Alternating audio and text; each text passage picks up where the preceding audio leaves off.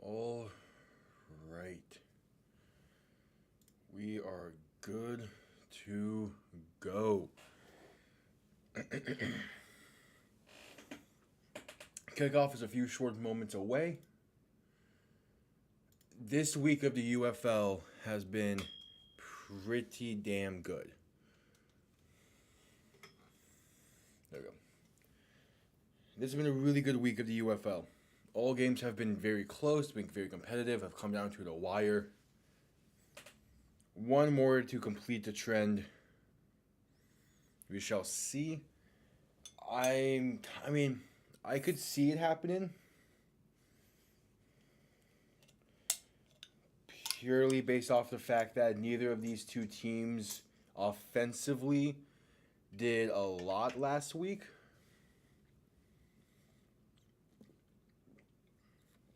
But you never know.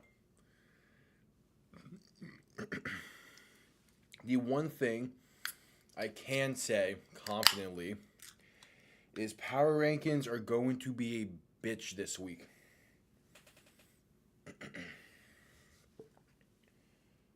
Besides, they obviously ranking based off record and all that. But within each record, you could really go either way for the rankings. Because the two 2-0 teams, San Antonio and Birmingham, neither of them really impressed me this week.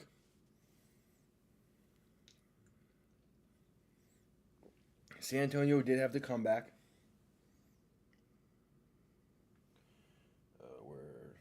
What's up here? So I will see. I'll dive into it tomorrow. How I'm gonna figure out how I'm gonna handle power rankings. I have an idea. But yeah, from Audi Field in Washington D.C., the Houston Roughnecks set to take on the DC Defenders, and I forgot to alter the score. That's from the earlier today game.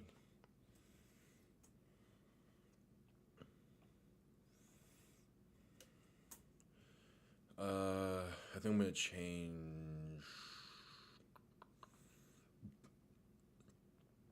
Let me see if I can make it so it's easier to see the DC score. I might just change the color of it slightly.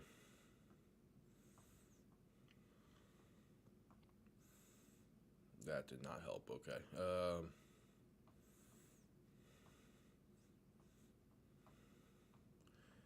Yeah, fuck it. There we go. It'll be that for the game.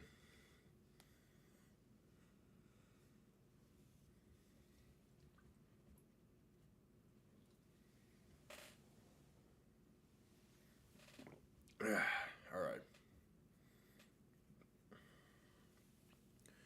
I just don't like it being separate from what the away one is. Let me see how visible that is. Okay, no, actually, the score is pretty visible. I might just move it over slightly to make it more visible.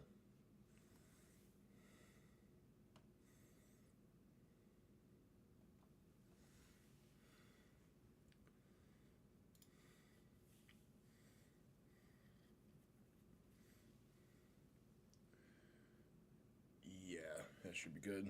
It should be slightly more visible. It's gonna be off center like a bitch, but it's gonna be visible. So deal with it. I had a thought entering today for when making this scoreboard about having the gray of because DC's tertiary color is the gray that you see where the timeouts are. I was thinking about making it that for the score section as well. I don't know.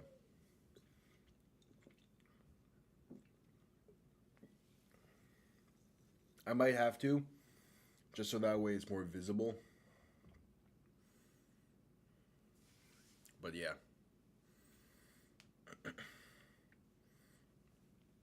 We shall see. Anyway, again, this should be a pretty good game. I'm interested to see how Jordan Teamu bounces back. He struggled last week. I mean, yeah, he struggled last week against San Antonio. He did not play a great game. Pretty much this entire offense, I need to see play a more complete game. They were the only team to not score a touchdown last week. So, again, I want to see the offense get into a swing of things. The defense, I need to have seen improved. Because they did not play well in the first half. They played better technically in the second half, but that's more so because San Antonio wasn't really trying to move the ball that much with their lead that they have. Houston's defense,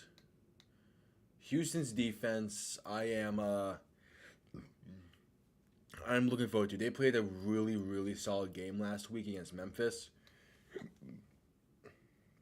Meaning I am more so looking towards Houston's offense to improve.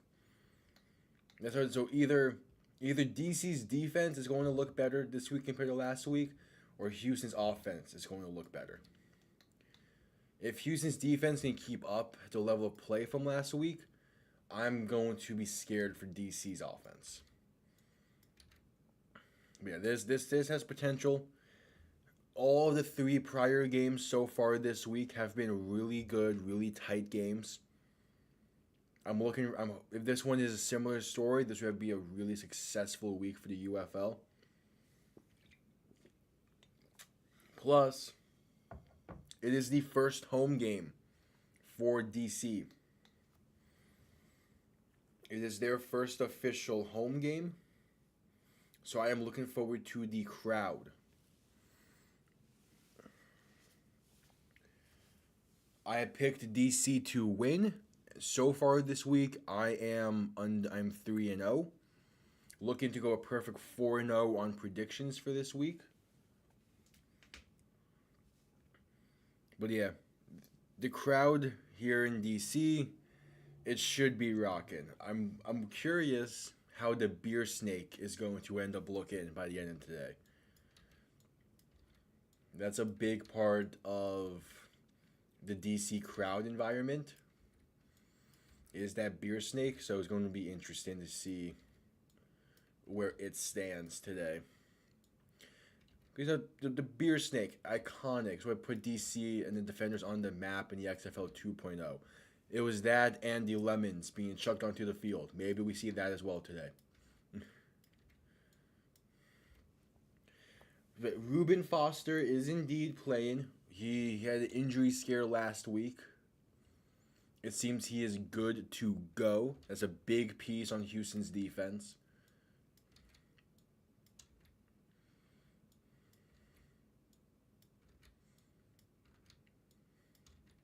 So yeah, again, big piece on Houston's defense being healthy is Reuben Foster. Jordan Teamu seems to be healthy. He got shaken up last week as well. Did return to the game, but hopefully he will be at 100% today. Actually don't have a list of inactives, it seems. That should be fine. Yeah, a few minutes away from kickoff. The final game of UFL Week 2. Both teams looking for their first win.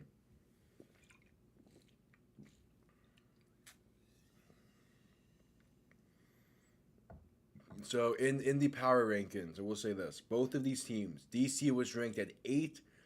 Houston was ranked at 7. So pretty much basically the loser of this is most likely going to be ranked at 8 for next week's power rankings. And then we'll have even though I don't think they deserve it, Arlington will then be. I think Arlington has locked themselves in at 7, being 0-2. And who knows? Maybe Memphis. I need to see how this game goes. But Arlington did play a really, really good football yesterday. That's where I'm like, they don't fully deserve to be at 7 unless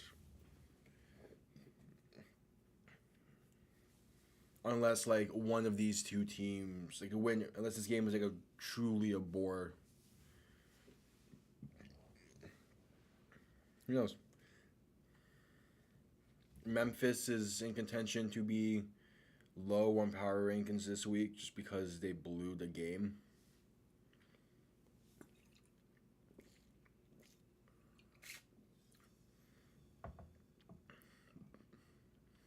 Oh damn! The Ohio State spring game is this upcoming Saturday at noon. Perfect. Yeah, here from Audi Field in Washington D.C. as the Houston Roughnecks and the D.C. Defenders prepare to kick it off.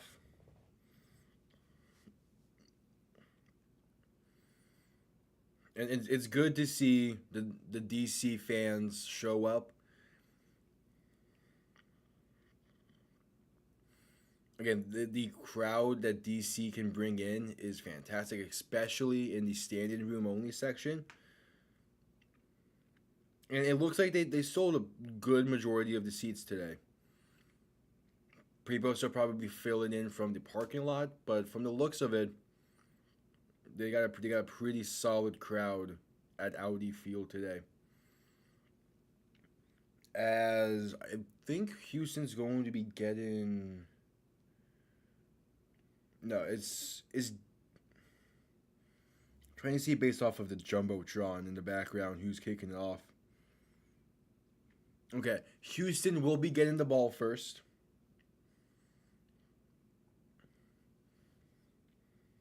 Yeah, Houston will be getting the ball first, so we'll be seeing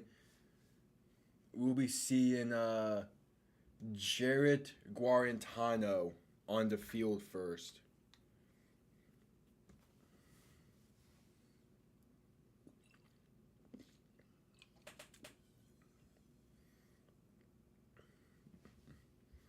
So set to kick it away is Paxton Brooks.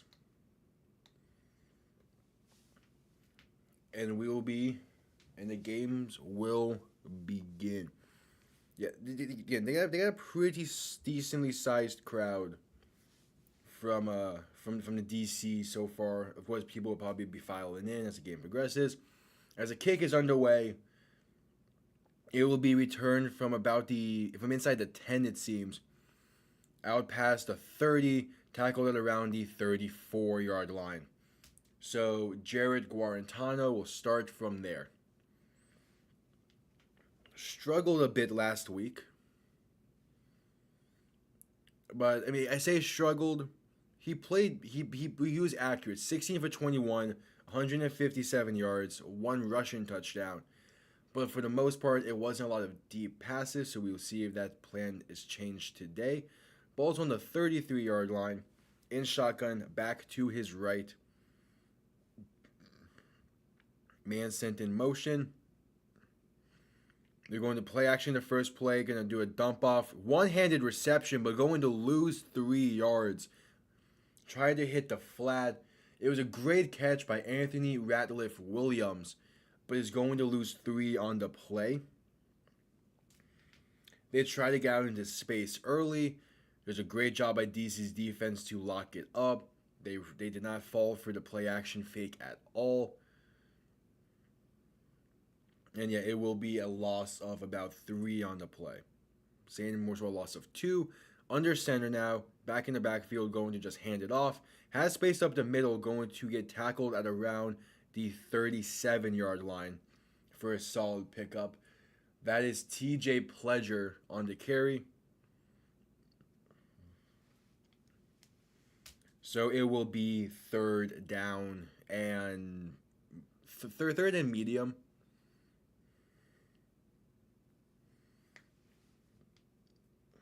So ball on the 37-yard line is 3rd and 6. Man sent in motion. He's in shotgun, back to his left. He'll drop back, looking to pass. Throwing deep down the field.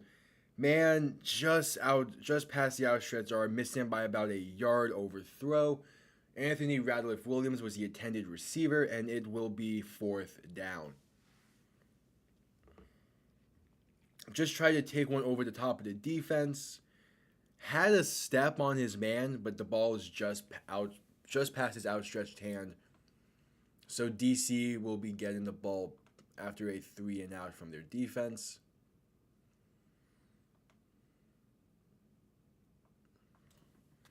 And the punt is blocked. And DC is going to get it.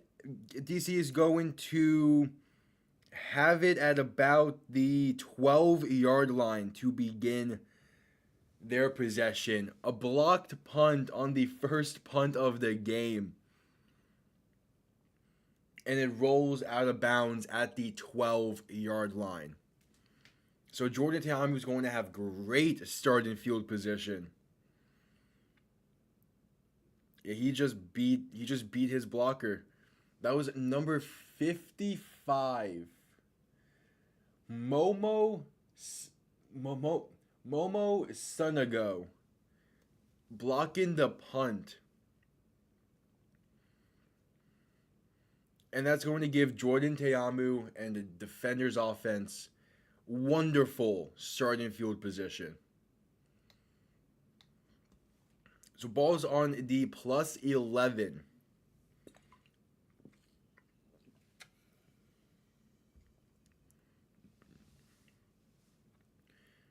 In shotgun, the back behind him. Ta'amu going to hand it off. And they're going to lose about 2, maybe 3 yards on the carry. That was Cameron Harris on the carry. So last week, Jordan Ta'amu was 25 for 45, 227. He is now in shotgun, a back to his right, 3 receivers to the right. Ball on the 13-yard line. Going to drop back, looking to pass, throwing right side, and it's going to be intercepted. Return past the 15, past the 20, out past the 30. Has space down the sideline. 40, 35, 30, and he is gone. A pick 6 for Houston. Corn Elder on the pick 6. And what a way for this game to start. Ta'amu tried to dump it off to his running back and just throws it high. The back tips it up. It was picked, and he was off to the races from there. They tried just getting it to the back on a Texas route, and Ta'amu just puts it high. He makes one man miss, and then there was no one even close from there.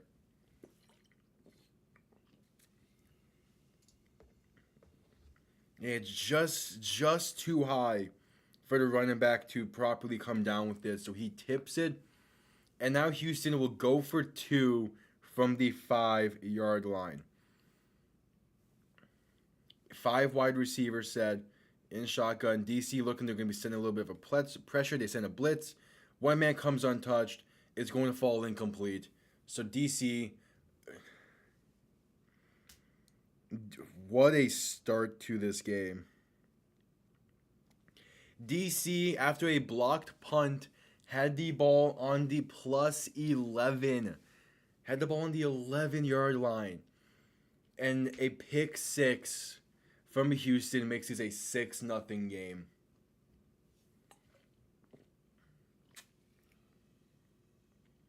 Just an off-target throw and shit like that can happen.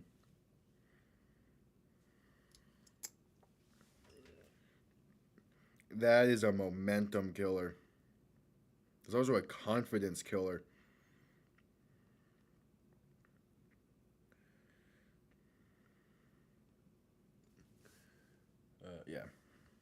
That's a confidence killer right there.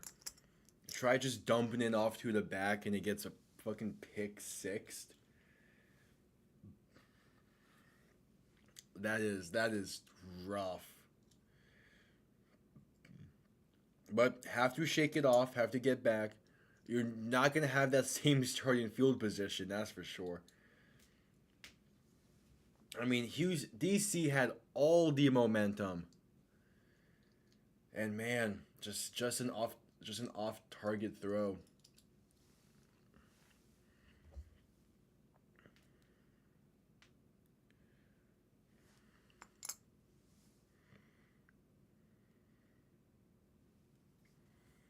Like that's a terrible way to start this game for Jordan Teamu. Well, I think that was the second play of the drive, and it's a pick six.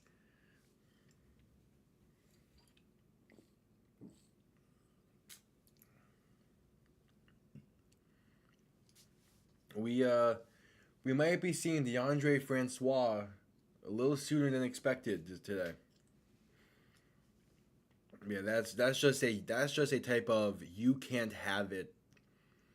Like you can't have that kind of throw and situation happen that early on. I mean, like they're lucky. They're lucky they didn't get the conversion. Again, now Jordan Tiamu, he needs to shake it off. He needs to just get his head right, get his head back in the game, and make up for it on this next drive.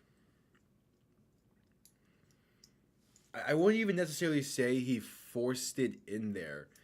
The back was open. He just put it high.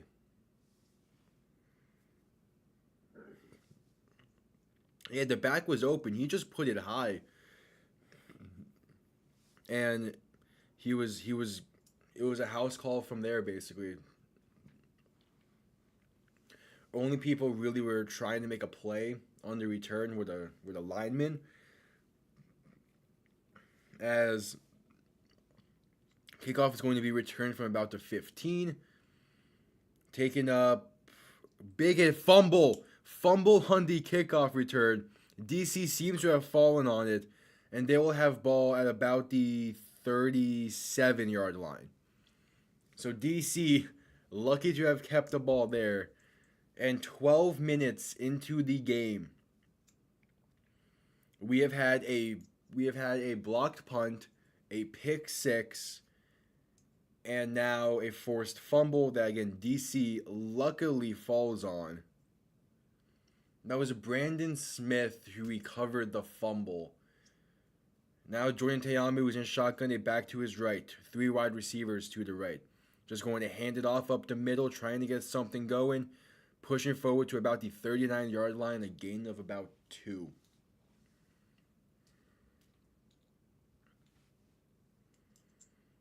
So last week, the defenders, again, they had a lot of miscues. 9 penalties, 4 sacks, a fourth quarter interception from Jordan Teamu in the red zone. The fake, they said fake punt on the graphic. It was a fake field goal. 2nd and 8, Teamu in shotgun. Going to just hand it off again. Has space to the left side. Stumbles a little bit. But still going to get up past the 46-ish. And I think that will be enough for it's going to be 3rd and 1. So just shy of the first down. For some reason, Fox doesn't have like the line of scrimmage line or the first down line. So a lot of guesswork from me on down and distance. So Tiamu and shotgun, the back behind him, going to hand it off once again, and is just stuffed for negative yards. Pushed back, maybe a loss of about 3 on the play. And that was Reuben Foster in the backfield.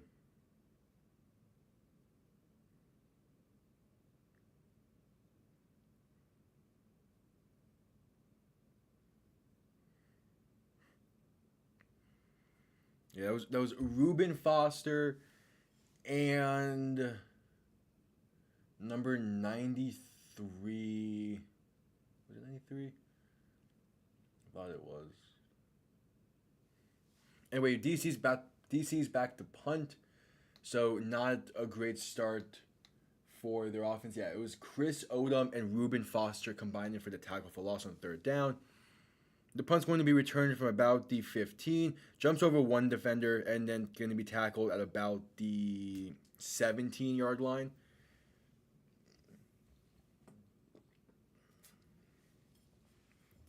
So, Jarrett Guarantano and the Houston Roughnecks offense is going to start from there. If I'm not mistaken, Houston had a punt blocked last week as well, on top of their own turnover, scoop and score touchdown that they gave up against Memphis on their second play of the game last week. Now this week they get a defensive touchdown on the second play of the game for DC and are sitting in a good spot.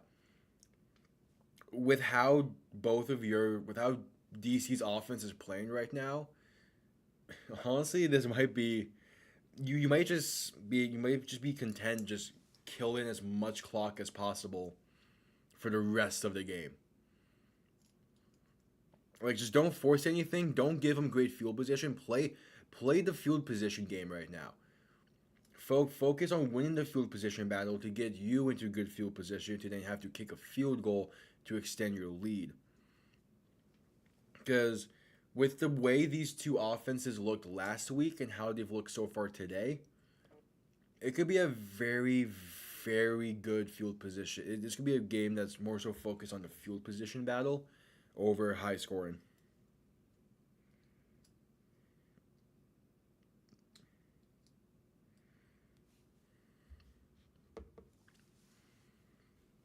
Yeah, that was a rough start for DC. But hey, now looking to now they're looking for their defense to kind of do what Houston's did, which is just get you back. Their defense already got them into great field position earlier. Got them down to the 11. They just couldn't capitalize.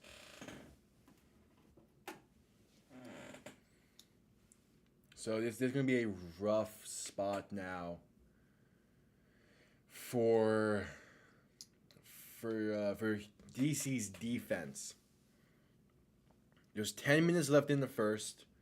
It is a 6-0 game. And again, DC's defense might need to do a good chunk of the scoring today. Because the offense is not doing anything. Guarantano in shotgun, a back to his left, 3 receivers to his right. Ball on the 18-yard line. Man in motion. Going to play action, throw it. There's a man open, and he drops it. He had a man open on a glance route. That was Emmanuel Butler, the intended target. He drops it, so it's going to be second down. Would have had the first and more. So yeah, so far today, Guarantano's 1 for 3 for -2 yards. Ball on the 18-yard line. And shotgun back to his left. 3 receivers out to the right. 1 sent in motion. Going to look back to pass. Throw a screen to the running back. Going to get past the line of scrimmage and more. Down up to about the 29. That will be a first down. It is TJ Pledger on the reception to move the chains.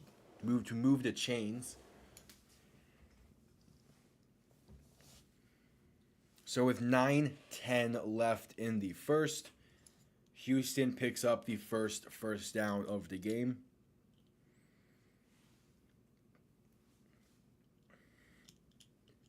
Six seconds left on the play clock. Houston needs to get the snap off.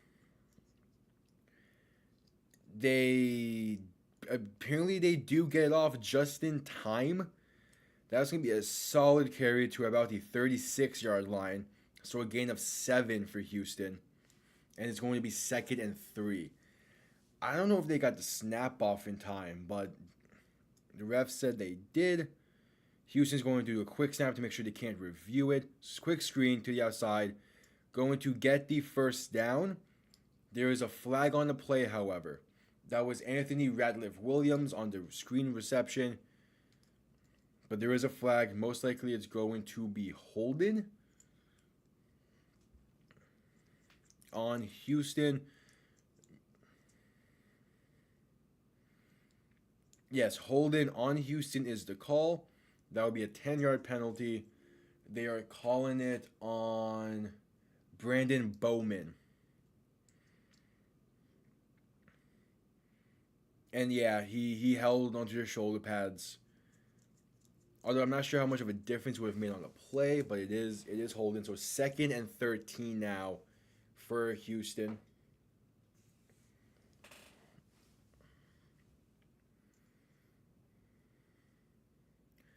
In shotgun it back to his left. 2 receivers out to the right. DC looking like they might be sending a little bit of some pressure here. They do. And it gets home instantly. Looking out, just rolling out to his left, just going to throw it away deep down the field. So it will be 3rd and 13. A beautifully dialed up blitz from DC. Came from the left side, and it was just home. It got home instantly. Sent it from the corner, sent it from the linebacker, and it was just, there was no blocking there. Ball nearly thrown into the stands. The game is on Fox. Yeah, this game is on Fox today. So if you want to have it on as well while you're here, go for it. As on 3rd and 13, looking back to pass, throwing, going to be batted at the line. Incomplete. 4th down.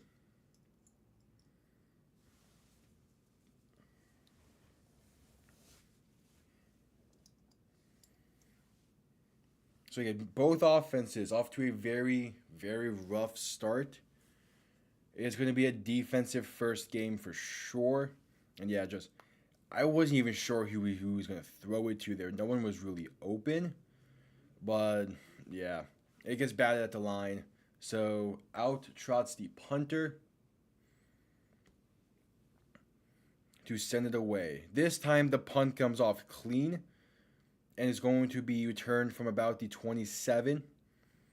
Getting out past towards the 40 to about the 38-yard line. So DC and Jordan Teamu will start from there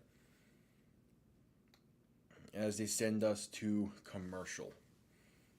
This has been, it's still early, but it's been a very defense-first game. And that was kind of the expectation going into it. Neither offense has shown anything, basically.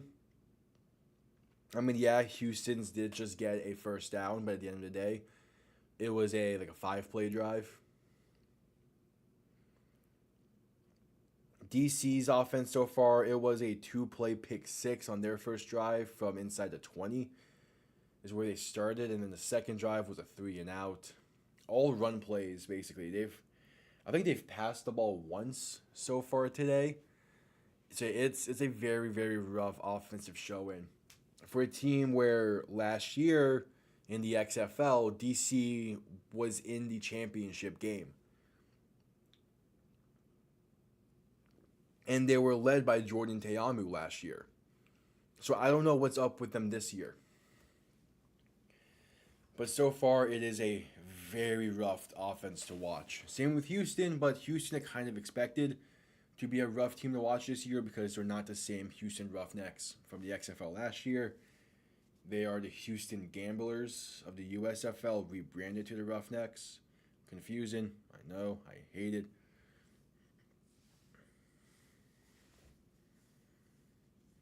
But yeah, it's one of these two offenses needs to get something going at some point. Again, I don't get why DC has struggled on offense so far this year. Their offense was doing just fine last year. They were a very, very good team last year. But something's just off with their offensive style.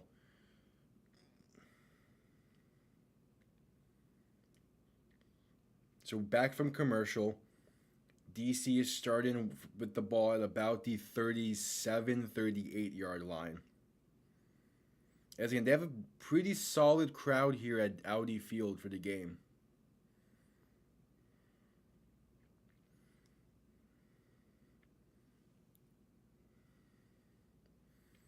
So yeah, they're showcasing it last year for DC, upset in the championship game. Teamu under center, going to play action, rolling out to his right, looking to throw, going to try to dump it off to the tight end. It is dropped, hit instantly drilled. That was Reuben Foster on the pass breakup. pass attended for, I believe that would be attended for Brilly Moore. Uh, no, it was attended for Alex Ellis. But yeah, just hit as soon as the ball got there by Reuben Foster. He forced it loose. So it's going to be a second and 10. Shotgun back to his left, trying to send someone in motion. You need to get the snap off. They do. Fake it, throw it over the middle, wide open, caught. Out past the 50-45, tackled at around the 37. That is key QT on the reception. So there's a simple RPO, get into a rhythm. Now back in shotgun, it back to his left, going no huddle. Looking to throw, rolling out right. Dumps it off to the running back who has space on the outside to get the first down. Hurdles one defender and gets out of bounds to pick up the first down. That is Cameron Harris on the reception. And they're getting a groove going on offense. This is what they need to do. Play a little high tempo. Snap ball on the 32-yard line. Tiamu with shotgun back to his right. Going to look to throw. Quick pass outside. Going to be caught.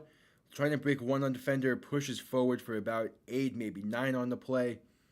That was caught by number 13, Kelvin Harmon, on the reception to make it second down. 5 minutes left in the first.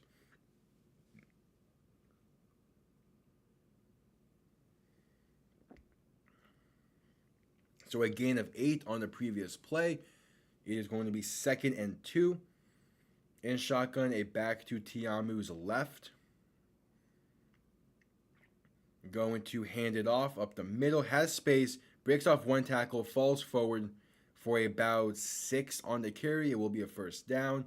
That was Cameron Harris on the rush attempt. So 1st and 10, still going with that high tempo, no huddle style of offense. Tiamu in shotgun, they back to his left. Going to hand it off once again, trying to find a hole. Gets up to about the 15-yard line. It will be 2nd down.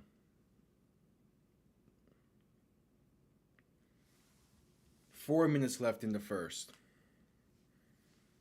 DC has had 4 drives end up in the end zone.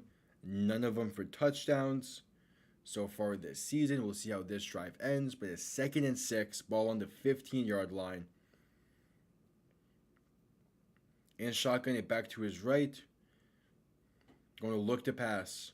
Throwing outside, going to be caught and tackled just shy of the first. Going to be 3rd and 1. That was number 28.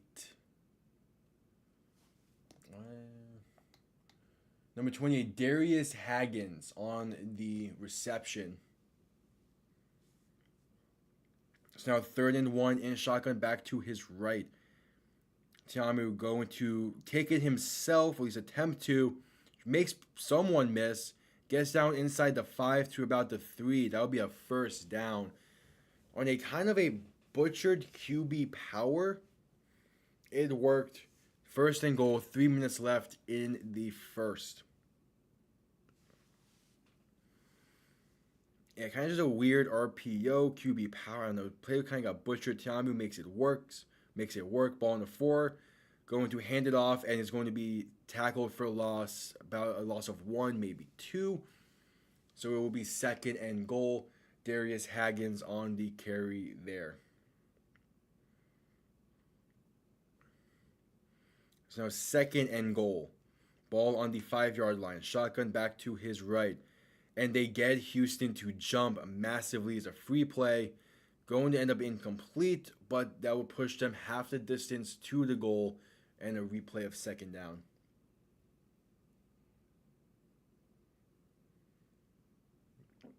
Offsides on Houston. Replay, 2nd down. Half the distance to the goal. They get a Hunter Niswander jump in offsides.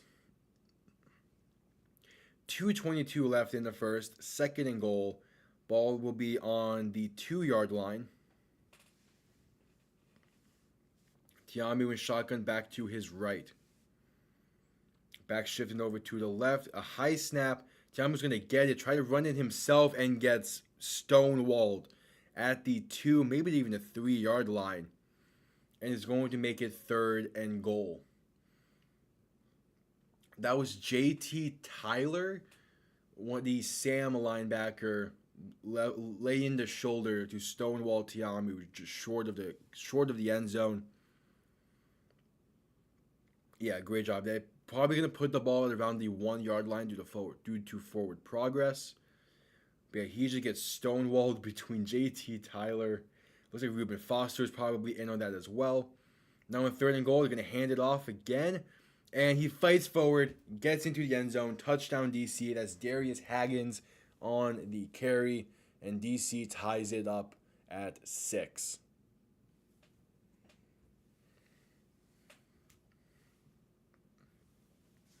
With 1:26 left in the first, DC ties the game. And now they're going to attempt, I believe, just a 1-point try from the 2-yard line to just take a 1-point lead. As that was more so the kind of offense I was expecting from DC last week. So they got into a rhythm, they got into a groove. They finally scored a touchdown this season.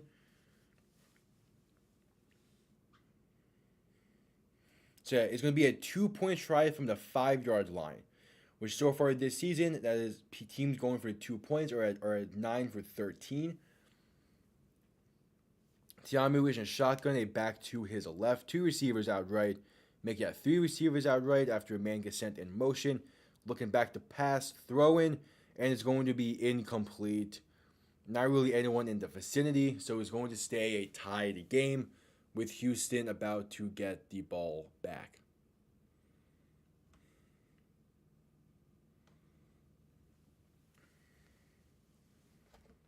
That was a lot more aligned with the DC offense I was expecting to see this season. It was consistent. They moved the ball well. They did what they needed to do. And now their defense has something to work with. After how DC played last week, this was a good game to work on trying to bounce back. It's been rough a little bit so far, but the game is tied. About to enter the second, you can regroup.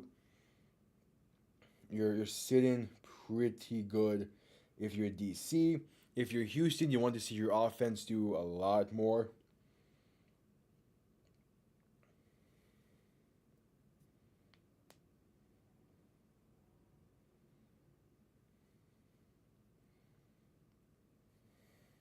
But yeah, it's now up to Houston's offense to try to get something figured out here and respond.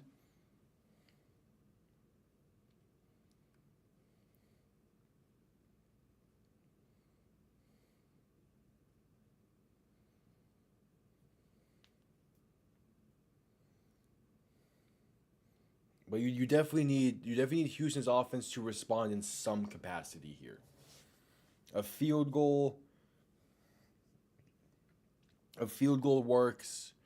You usually need to show to your defense that, hey, if you're going to slip up a little bit like that, you're going to bend a little too much. We can at least get something going on our end, especially since their defense is who scored the first touchdown today. So like they need a lot. Like their offense needs to get something clicking here, need to get something going here.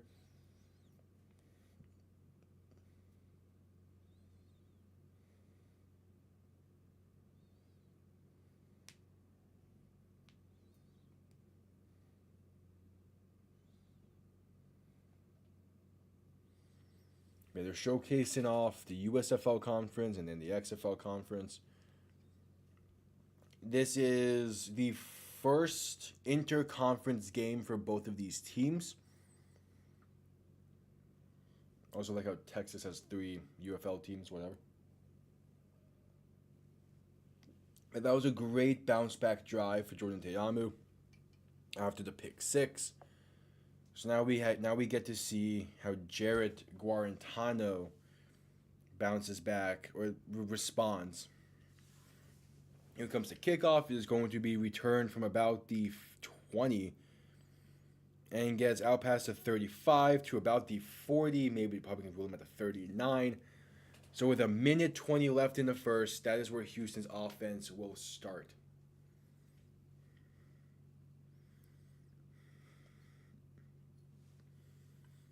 So again, you need to get some kind of offensive momentum here in some capacity. In order to do that, you need to kind of just stick to. It's hard to say stick to what has been working for them, as not a lot has. But they're in five wide. Guarantano alone in shotgun, do a quick screenplay, trying to get something out of it, and get past the 50, down to about the 43-yard line. So that's definitely a way to get some kind of momentum going. The pass was caught by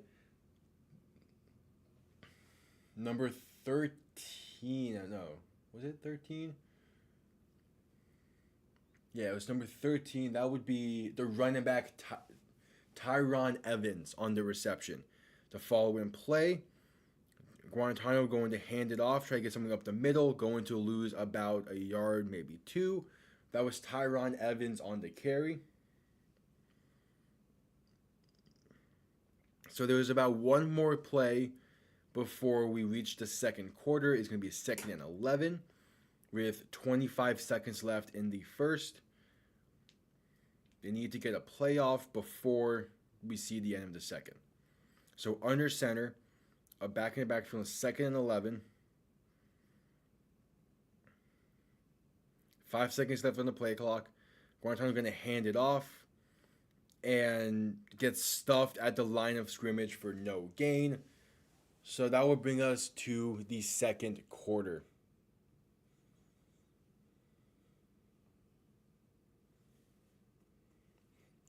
With the score of 6-6, thanks to a pick six and a very solid DC drive.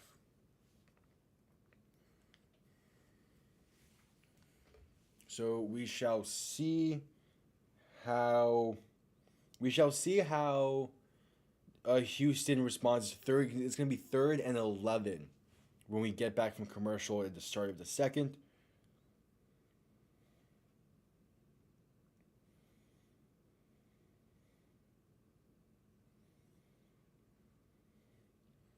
And I want to see DC get something going. Not because I'm necessarily rooting for DC. I do have them to win, but I'm not necessarily rooting.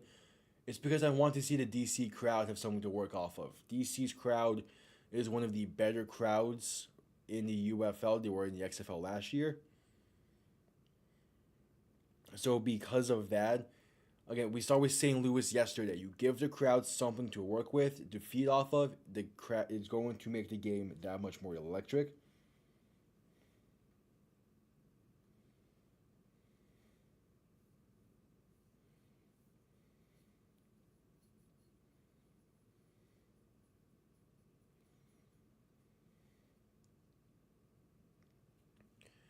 So yeah, we're gonna have to see how they handle the start of the second for Houston.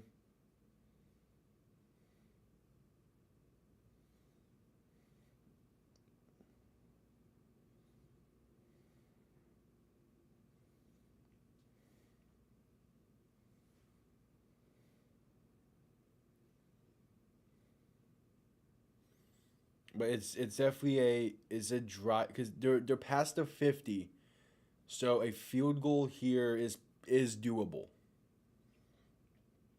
Again, the key thing is you need to get into solid. You need to get at least another first down to get in the field goal range. So there's gonna be a pretty not substantial, but it's gonna be a pretty big third down.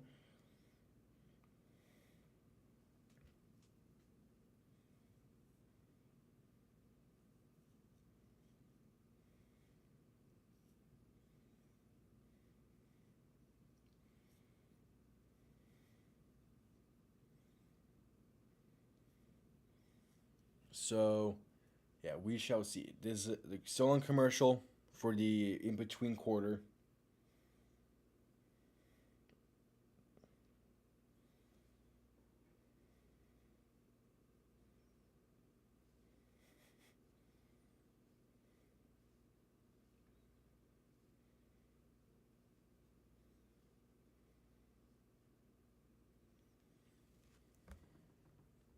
So yeah, the, currently we're back from commercial to having some of the DC players talk about again the energy that the DC crowd can bring, especially with that beer snake. Hopefully, we're able to see the beer snake come out full force as they are working on it in the crowd. They're starting to work on it. It is a good ways up there already. It's about 4 rows up. It's third and 11. Guarantano in shotgun, back to his right. 3 receivers out to the left. DC looked like they're bringing some kind of blitz. And there's going to be the play's going to be stopped. There's a flag, potentially false start, potentially encroachment / offsides.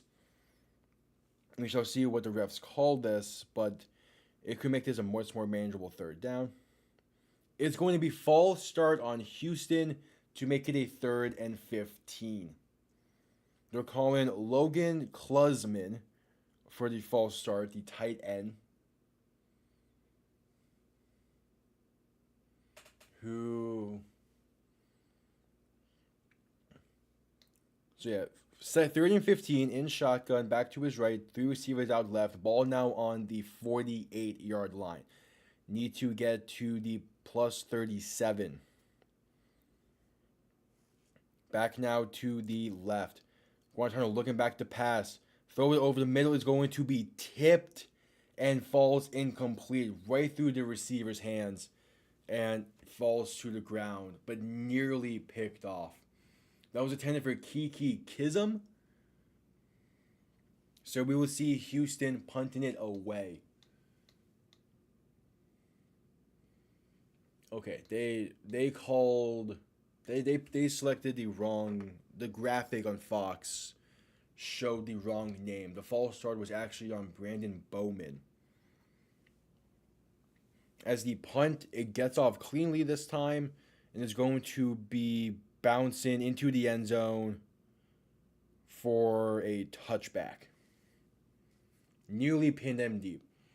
Yeah, the Logan Klusman, who the graphics showed for the false start, is actually the long snapper. I'm not sure why the graphic on Fox showed his name, but the false start was actually on Brandon Bowman. So Houston's defense has been playing pretty well today. Again, headlined by Reuben Foster, trying to make his way back into the NFL.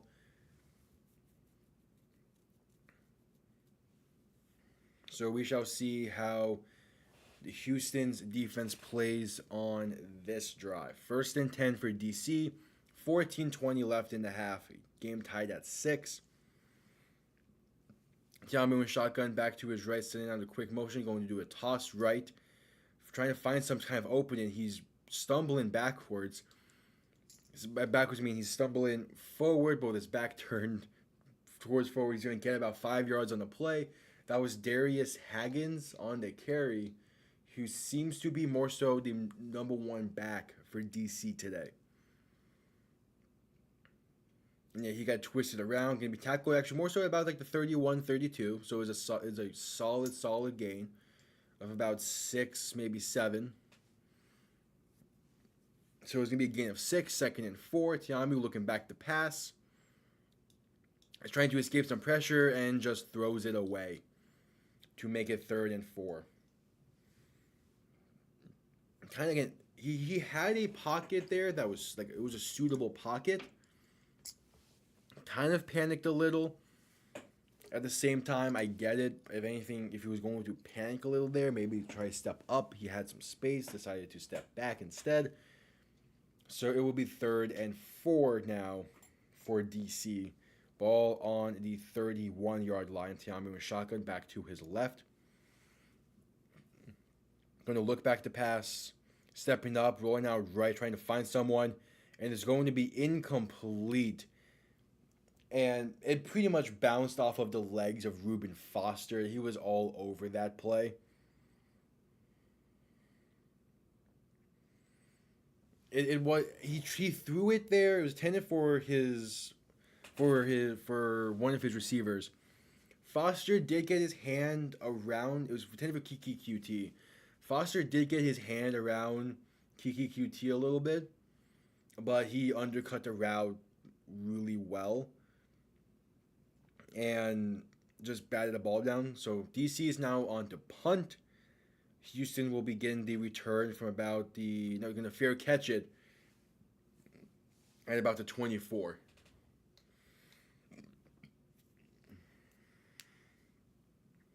So sending it to commercial. Game still tied at 6.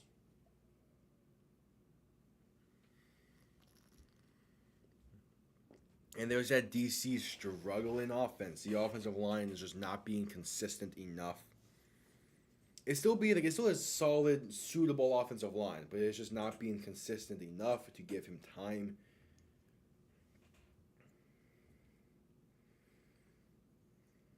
As yeah, the beer snake is in the works. I think when they showed it on the broadcast, it was about 4 rows up, maybe even more, on the standing room section.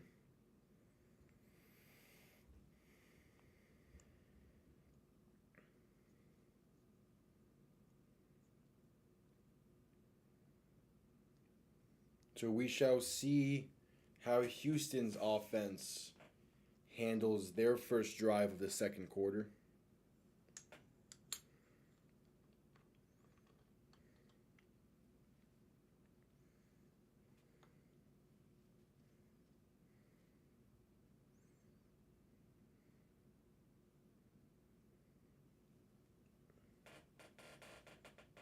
So yeah, it's need a little bit of momentum going here for Houston's offense. They have not been able to do pretty much anything today.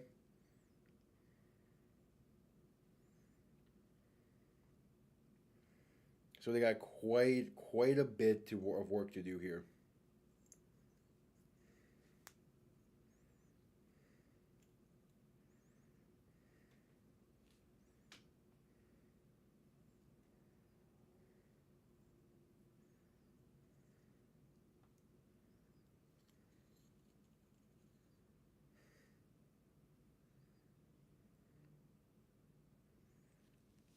So still that commercial. Never mind, we just got back. As you're highlighting something related to Jordan Guarantano, he was hit while throwing on a previous play. Oh yeah, he took a knee on the sideline, so he seems to be beaten up. We're going to see Reed Sinnett. Going to see Reed Sinnett now on the field, as Guarantano is being looked at due to a back injury, it seems.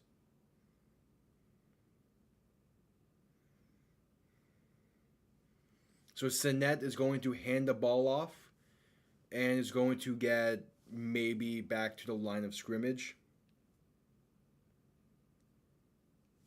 As Guarantano is in quite a bit of pain. They're showing him on the sideline right now. Seems to be favoring his back.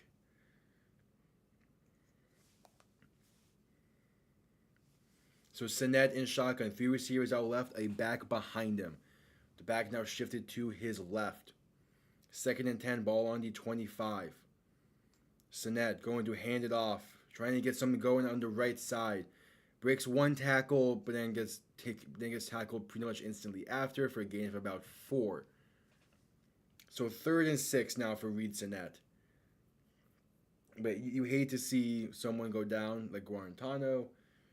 But he's just sitting on the bench, definitely favoring his lower back.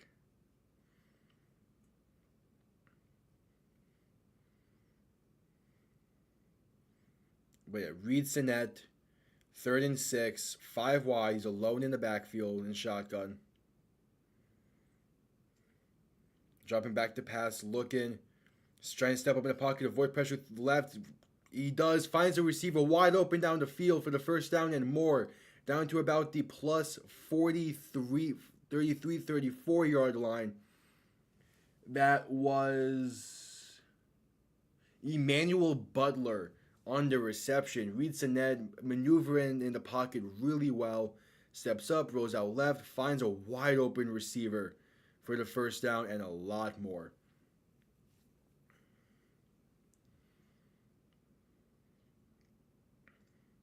So now 1st and 10. Under center, ball on about the 44 yard line. Going to hand it off up the middle, trying to get something going. And gets back to about the line of scrimmage, it seems. So it will be 2nd and 10.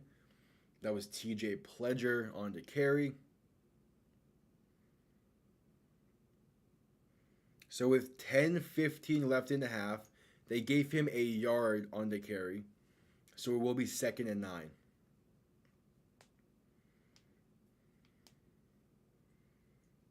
Sinnett in shotgun back to his left. 2 receivers out to each side. 3 receivers to the right. Sinnett looking back to pass. Going to throw a quick screen that gets blown up instantly back near the midfield. TJ Pledger on the reception, and that's going to lose about 7 yards. DC read that screen like a book. So it's going to be 3rd and 15, so the loss of 6 on the play. So with 9.5 left in the half, Sinnett now for 3rd and 15 in shotgun back to his right. 2 receivers to each side in a bunch set. And need to get the snap off. They do. Looking back to pass, Sinnett rolling out to his right, just going to dump it off once again. Going to lose about a yard. Now they're going to be at the 50. That was Kirk Merritt on the reception. But yeah, just not. You had that one good play on the 3rd and 6, but then from there, kind of just nothing really going for Houston. So sending out the punter on 4th and 16.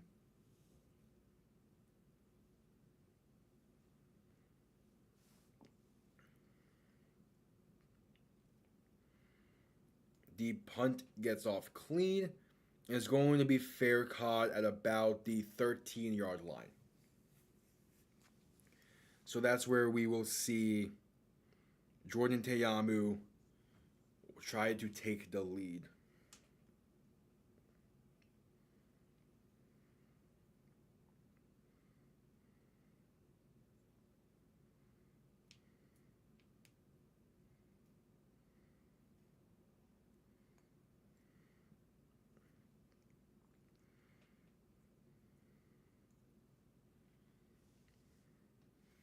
Is DC, they were able to get a very, very solid offensive drive going on their last drive out.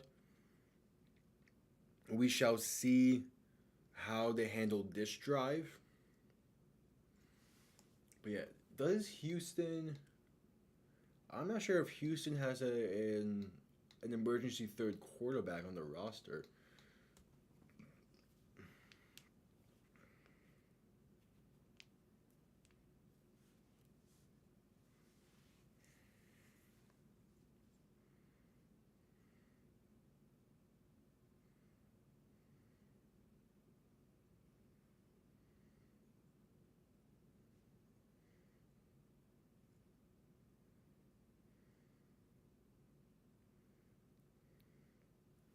But yeah, select commercial.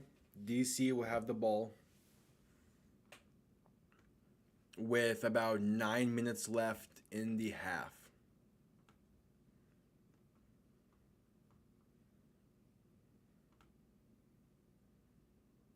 That is where they will start from.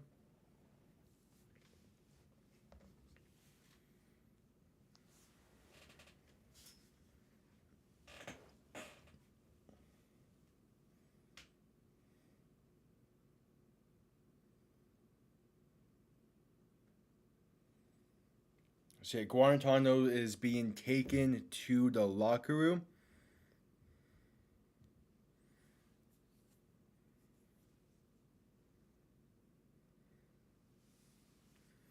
Yeah, he's in a lot of pain. It seemed like his lower back.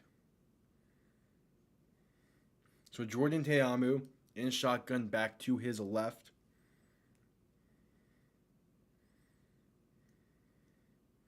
Going to look to pass throw. Going to be caught towards the outside. That's Kiki QT. And it's going to be up to about the 18-yard line. So now second down, 8:20 left in the half. 2nd and 4 after the gain of 6. Tiamu and shotgun back to his right, looking to throw. And it's going to be, I think they're ruling that a fumble as it stands. I think they're saying a fumble for now, recovered by DC. And I think they're actually saying incomplete. But if it is ruled a fumble, it is a clear DC recovery if they decide to go ahead and review it. It looked like Tiamu was getting his hand forward, but he was hit while trying to throw from behind. So it will be 3rd and 4. 7:40 left in the half. Yeah, that's an incomplete pass. So 3rd and 4. Tiamu and shotgun back to his left. 3 receivers out right. Need to get the snap off. They do. Looking to throw. Throwing over the middle, and it is incomplete. Just too high for his intended receiver of Kiki QT. It was also kind of in a weird triple coverage window. Oh, and Guarantano, he's just sitting on the stairs leading to the locker room. Hey, that sucks to see. And his lower back, it seems to be the issue based on kind of like where he's holding his arm, his hand, and everything. He's in a lot of pain as well. But DC now on to punt. They get the punt off cleanly. It will be returned starting from about the 35. Working the left side, trying to find something, gets nowhere on the return. So Reed Sinnett will start from the 35-yard line as we're heading to commercial, it seems.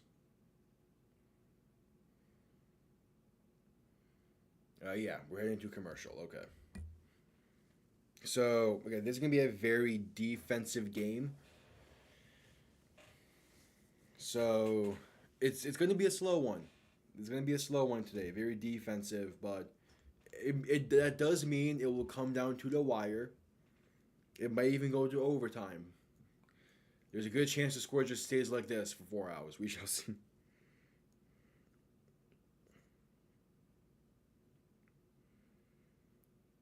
But one of these offenses eventually needs to get something clicking again. I have more faith in DC's offense to get it clicking because they already have so far today.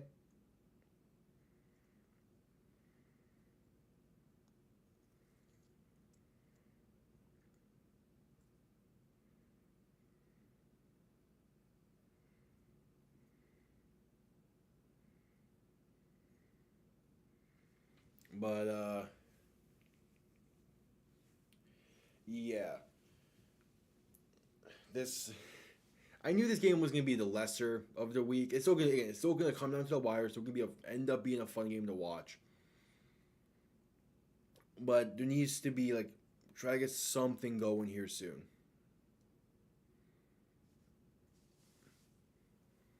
There is 6.5 left in the first half.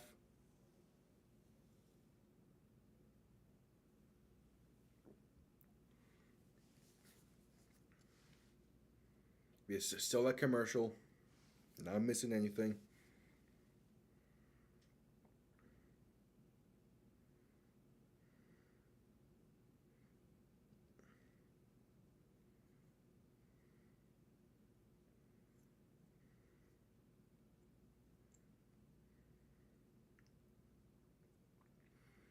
All right, we are back from commercial. So Reed Sinnett and the Houston Roughnecks will be starting from I think about the 35-yard line. 6:45 left in the first half. Game is still tied at 6. As again, I think they're showing the replay of where Tiamu got injured. No, that's not what got injured. But they're just showcasing DC's blitzing and how they're running the defensive stunts to create openings for the defensive line to get home. All thanks to the defensive coordinator Greg Williams.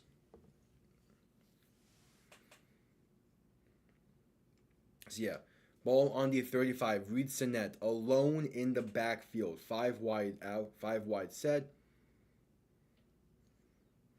Sinnett dropping back to pass. Going to throw a quick screen to the left, trying to find an opening.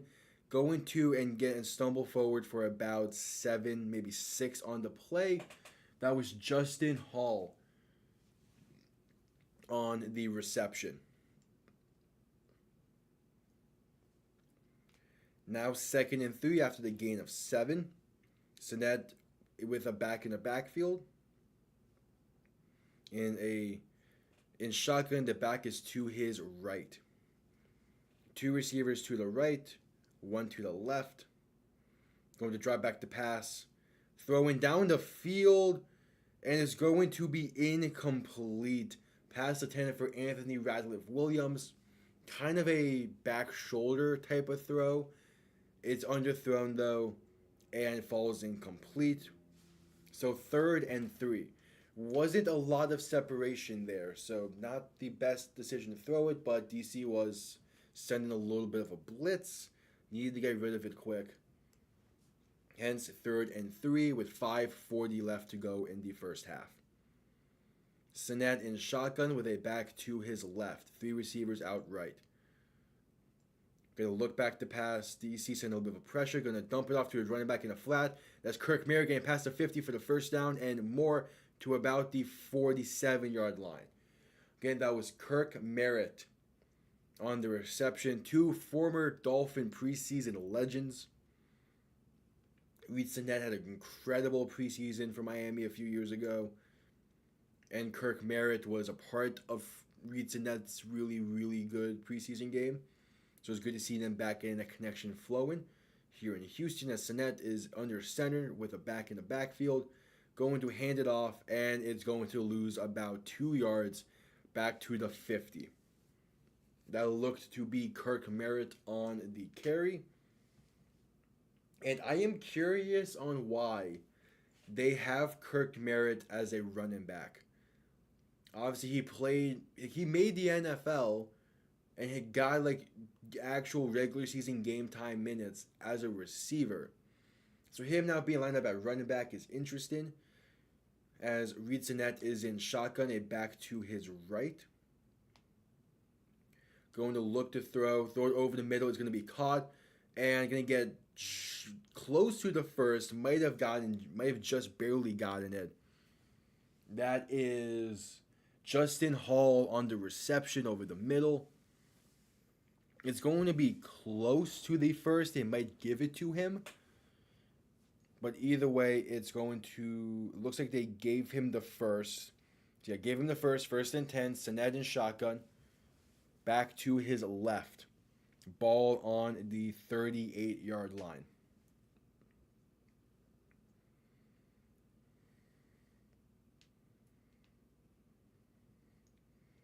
Sinnett going to hand it off. Trying to get to the outside. Kind of does bounce to the outside successfully. Gains about 6 on the play. That's Kirk Merritt on the handoff. So Houston is finding a little bit of a rhythm here today. 3.5 left in the first half. A gain of 5 on the previous play. Ball now on the 33-yard line.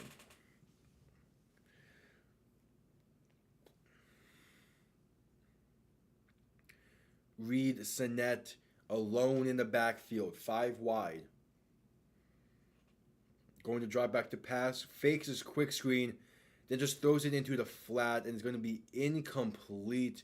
Smart decision by the receiver to just drop the pass, because if he wouldn't have, he would have been blown up for a loss of yards. So 3rd and 5 now for Houston, ball on the 33-yard line. If they don't get any more yards here, it'll be about a 50-yard field goal attempt, which is definitely makeable. Third and 5. Last week for DC's defense, they were 1 for 8, stopping third down. So now looking back to pass, going to throw it quick out and it's going to be dropped. Was looking for his running back in the flat quickly. It's going to be dropped. That was Kirk Merritt, the intended receiver. He had 3 options on the left. Not sure why he didn't even bother looking there. But with 2.5 left in the first half, they need to get one play off before the 2-minute warning. So they're going to send out the field goal unit, and that bounced off of Kirk Merritt's face mask.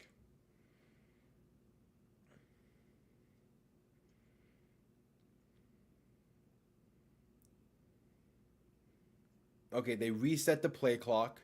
So this is probably going to bring us to the 2-minute warning now. Indeed, it does. They're going to get a practice attempt for the 2-minute warning, and he misses it left. So the 2-minute warning ices the kicker. Again, he misses it wide left. It wasn't that great of a kick.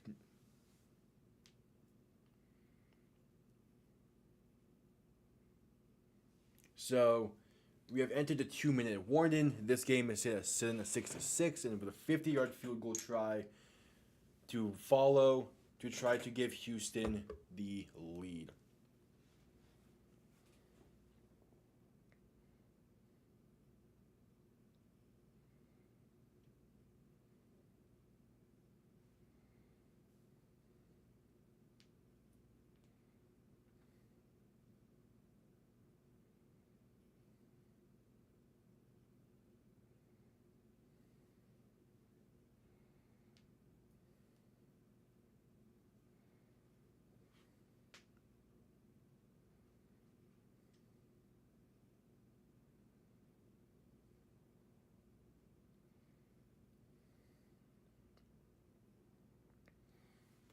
So, again, the field goal can give them a 3-point lead, and honestly, with how DC's offense has been playing up to this point, that might be enough.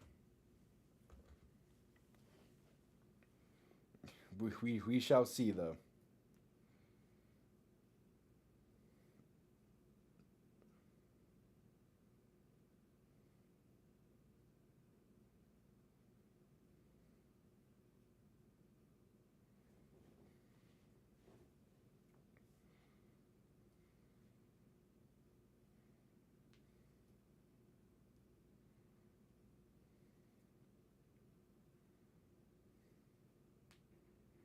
All right, seems like we're about to get back from the commercial. So we're going to have the field goal try for Houston with J.J. Molson being their kicker. On 4th and 5, out to try a 51-yard attempt. Ball is on the right hash. Bad snap, good hold. The kick is up and straight through. Houston will take a 9-6 lead. And DC is going to have about a minute 50 left in the half with all of their timeouts to try to either tie or take the lead. There is still a smart way to play this.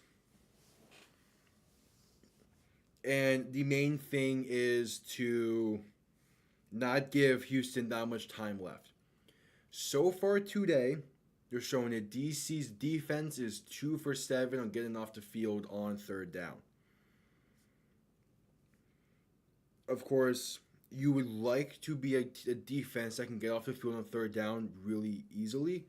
But we saw earlier today that Michigan's defense, they're able to get off the field on third down really, really well, but their offense couldn't capitalize of it. So again, it's still the whole complementary football style of play.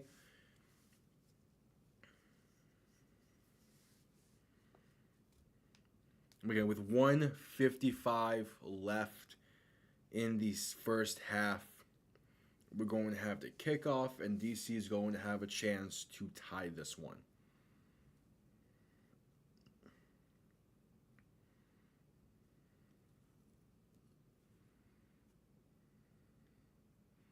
So the kickoff is underway.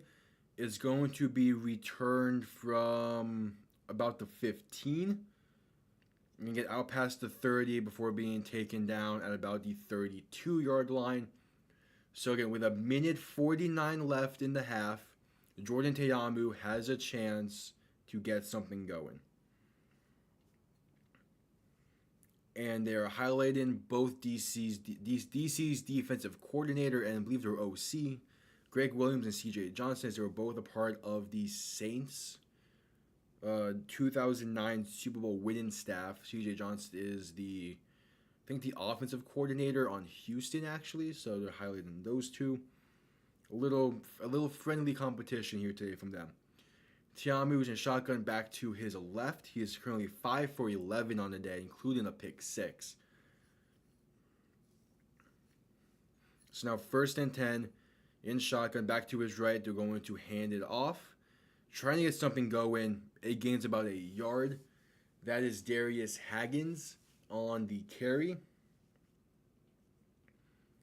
And they were just letting the clock run. A minute and a half left. Teyamu going to play action, looking to throw. Throwing across the middle, deep down the field. Has a man and is caught down to the 30, 25-20, and trips up at about the 20-yard line. A big time play for DC's offense. That was Chris Rowland on the reception. And Teyamu places a beautiful pass to move DC deep down the field. Now with a minute 15 left in the half. Still have all 3 timeouts. Teyamu looking back to pass. Thrown over the middle again. It is tipped and caught by Chris Rowland once again. And he's just going to take it into the end zone in case he wasn't marked down. In case he wasn't actually touched. We're going to see a replay of it. But currently as it stands, he is marked down by contact. So it would be 2nd down. He catches it. Does he get touched? That was a bad angle it showed.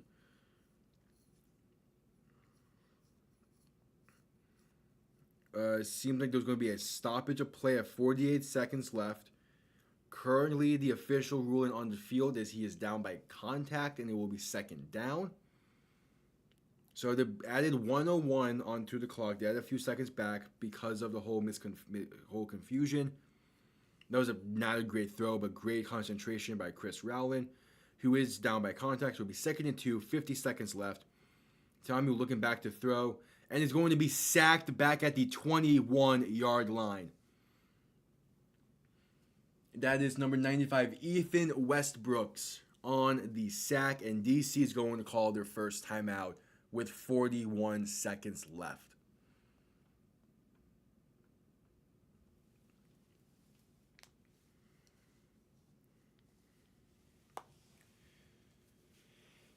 So 41 seconds left. Going to be 3rd and 10 for DC. Just can't force anything here. You're only down by 3. You're well into field goal range. Just can't force anything.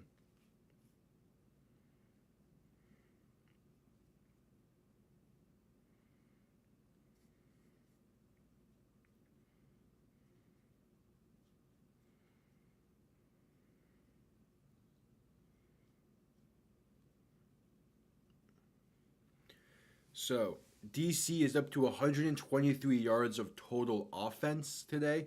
Houston's at 93. DC will get ball to begin the second half. So, again, you don't want to turn the ball over. Teyamu with shotgun, ball back to his left. Going to look to pass. Throw in towards the end zone. And it is... Did he catch that pass? Holy shit.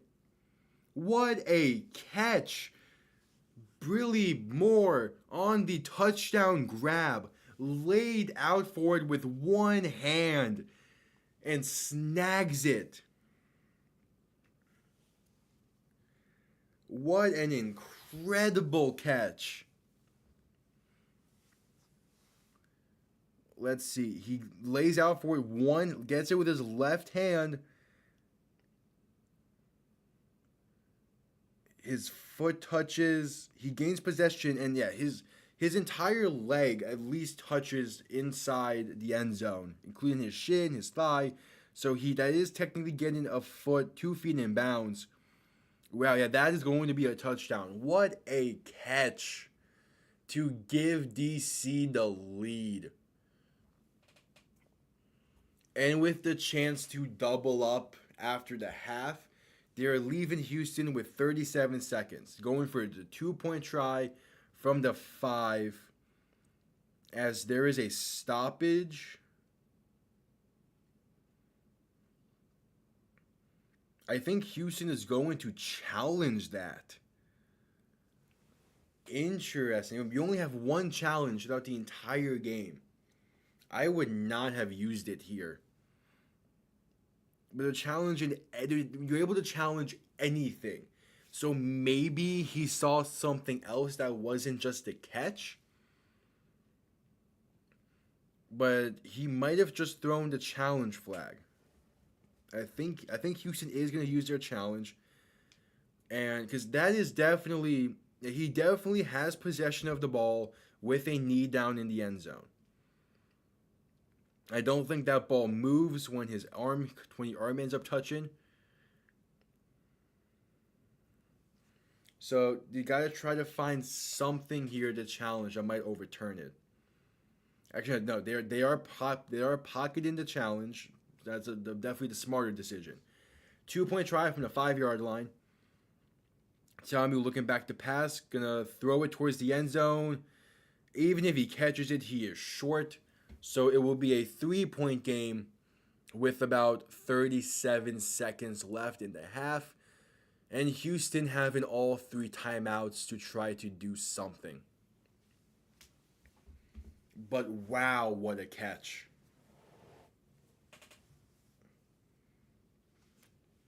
And there's DC's offense. They're getting something going today. They're finding their rhythm. They're finding their groove. And they're doing what is need to be done.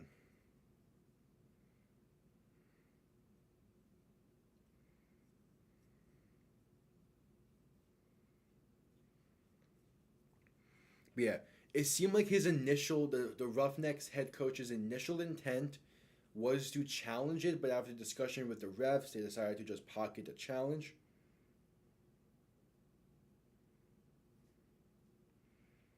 As oh no, some draft update news. Tavondre Sweat, the University of Texas D tackle, he was arrested earlier this morning. He was someone I was looking for Miami to get in day 2.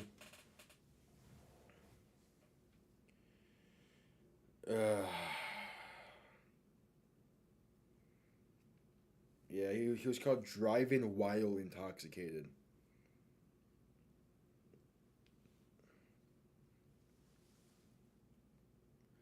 Miami does have a track record of not really giving a shit about the pre-draft stuff. I mean, you see Laramie Tunsil and his whole incident and what that did to Miami. There's a chance, but he was someone that, with Miami needing to look to replace Christian Wilkins, he was someone I thought could be a good option. We shall see how this impacts his draft stock.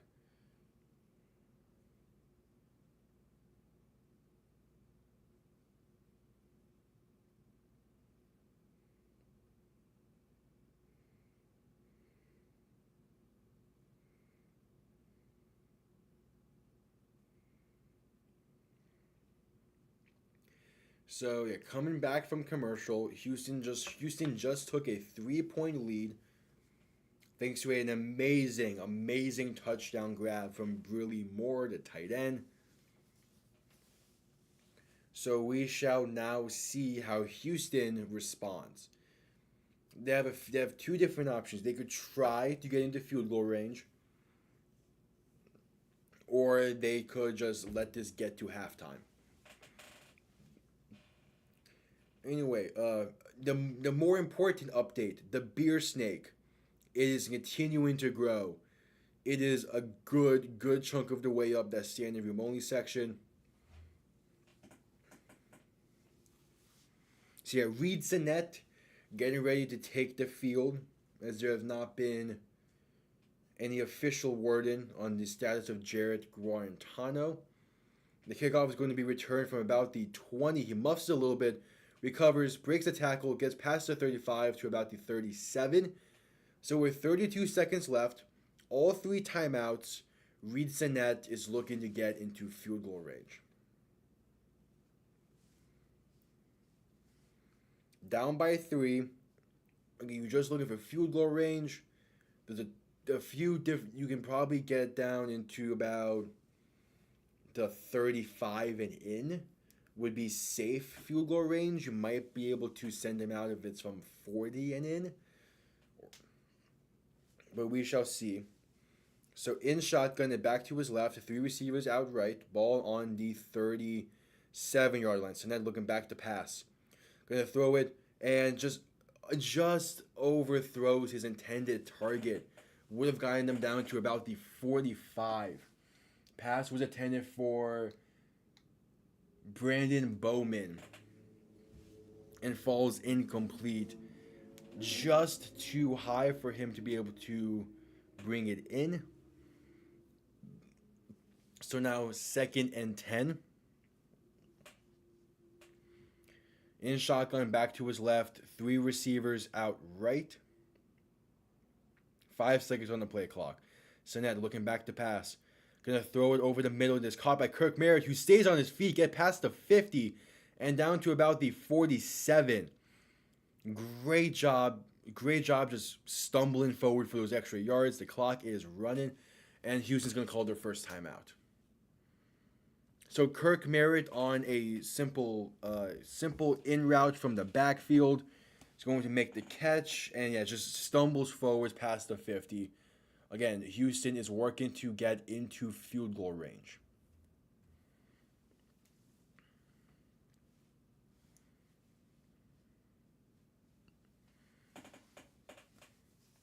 So now 1st and 10, ball in the plus territory. 21 seconds left in the half. You need about another 10 or so yards for comfortable field goal range. Comfortable field goal range is about 35 and in. You can still attempt a field goal if you're at 40 and in. Once you get to that 45 and in mark, it gets a very only select few of kickers. So ball on the 49-yard line. Gonna drop back to pass. Gonna throw a quick screen, attempting to, and gonna lose a yard on the screenplay. Pass was caught by Kirk Merritt, and Houston has to call their second timeout.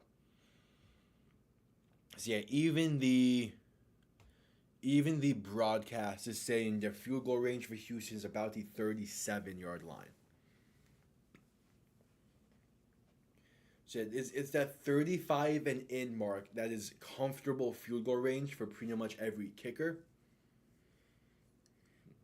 Or at least every professional kicker. I don't know why they call it a screenplay there when you don't have a lot of time left and like you need to get down the field. So ball now at midfield and looking for a field goal to tie this game entering the half. Second and 11. Reed Sinet in shotgun and back to his left. 3 receivers to the right. DC looking like they're sending a little bit of pressure.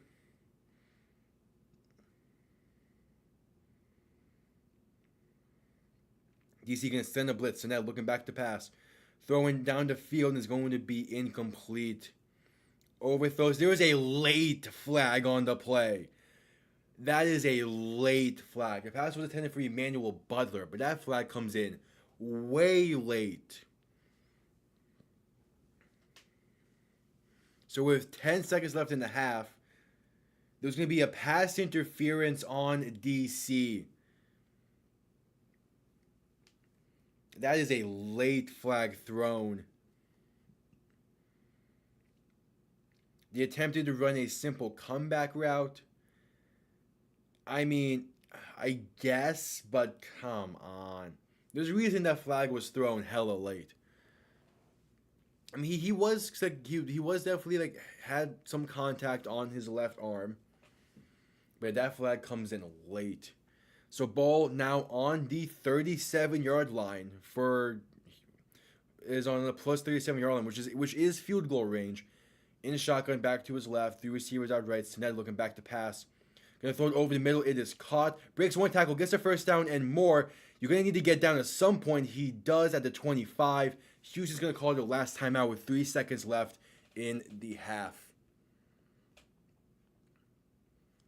So thanks to a pass interference, Houston has a chance to tie the game right before the half with 3 seconds left and ball on the 25-yard line. It is on the left hash,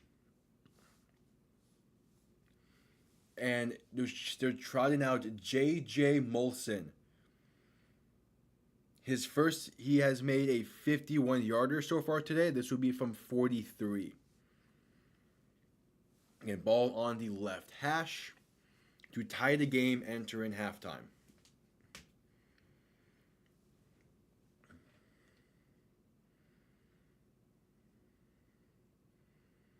Snap good, hold is good, kick is up, and it is through. We're going to have a tie game entering the half with DC getting the ball to begin the second half.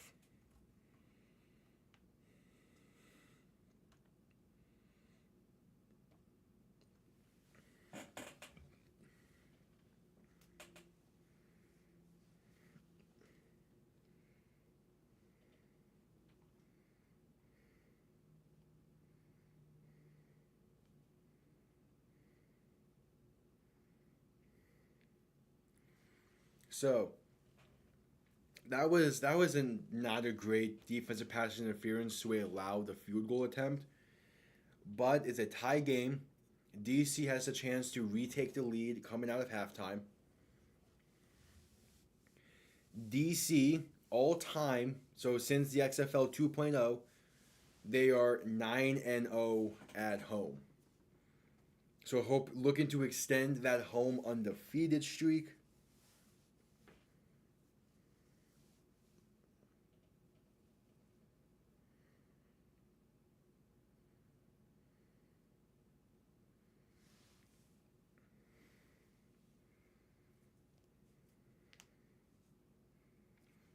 So this has been a very defensive focused and centered game, kind of like expected.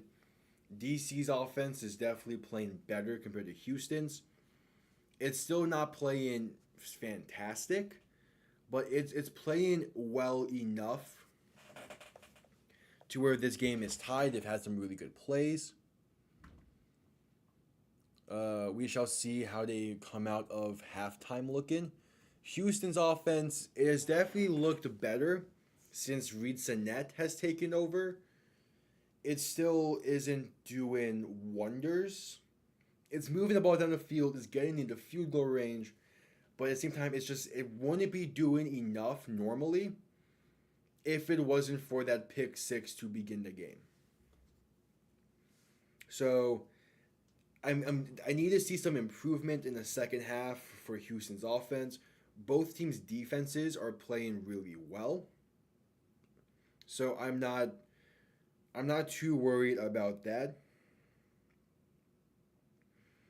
But one thing that definitely did not disappoint so far is the beer snake. Again, DC fans, they know how to get a good quality beer snake built.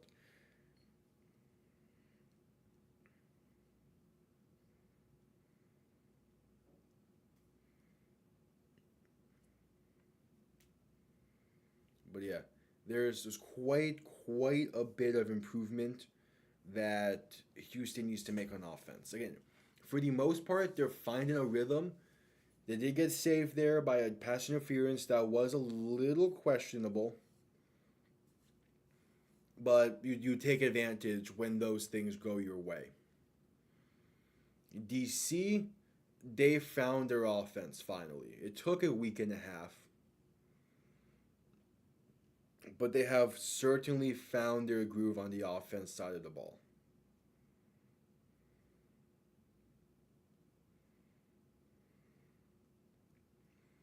Yeah, the Heat game started. I don't think, yeah, they're not in frame, but if you've been around the channel a little bit, you know, when it comes to the NBA, I'm a Miami Heat fan. There's a Shaq jersey over there, LeBron one there. So the Heat are currently down by 8 in a must-win game against the Pacers. That sums it up. At least hopefully fantasy's going well. At least hopefully it's Bam and Terry that put in the work. It is not Bam. And I forgot to put Terry in the lineup. No, I didn't. Where is it? Oh, Terry's just not playing that great today either. And Luka Doncic is at 54. Yeah, I'm in the fantasy championship for a fantasy league I'm in, and my opponent, geez, why does Fred Van Vliet have 41? Listen to the team. I don't know why we let him build this team or how we let him build this team. Actually, I do. I'm not going to point fingers, though. Luka Doncic, Devin Booker, Kevin Durant, LeBron James, Kristaps Porzingis, Jalen Brunson, Paul George, Kyrie Irving. And normally he also has Tobias Harris and Jamal Murray, but he's on his bench today. And like Fred Van Vliet, for some reason, has 41 in fantasy. Jesus. Okay. Yeah. He's going to win this week. He's going to win a championship, no doubt. I'll at least get second. I can flex over one of my friends knows a lot more about the NBA than I do. And I beat him in the first round.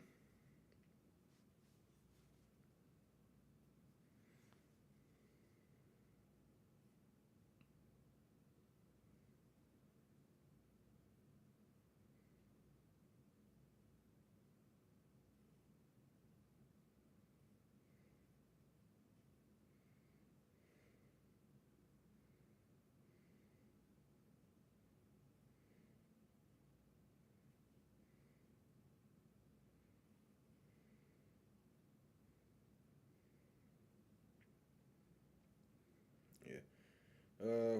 What else is the update from around the NBA? That's why Houston and Dallas are both at basically 100 plus points at the end of the third. Just my luck. Cleveland and LA and the Clippers are having a pretty solid game today. As long as the Sixers can find a way to lose, I guess. I don't know, but yeah, this is a yeah the Heat are down by 14 at the end of the first. Jeez, they're a half game back of the Pacers. A win pushes them ahead of them. They'll make the play in and still make the playoff somehow. Nothing in the NHL. I'm really keeping an eye on today. The Panthers are kind of sitting packed where they at. I know this game is going on at the same time as the women's national championship. How's that going? Damn, South Carolina smoked them. It was a 12-point game, but damn.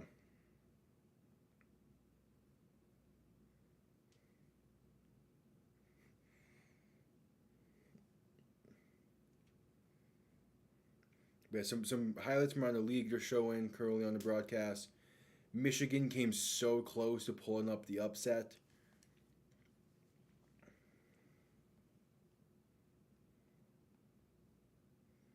But Birmingham survived.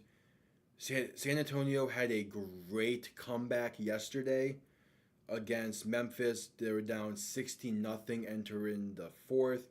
Outscored Memphis 20-3 to win. And then Arlington and St. Louis. That game came down to a game-winning field goal. It was a great game all around.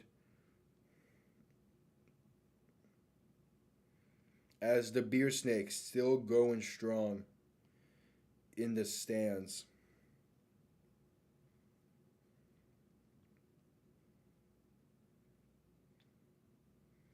Yeah, this game is going to come down to the wire for sure, no doubt about that.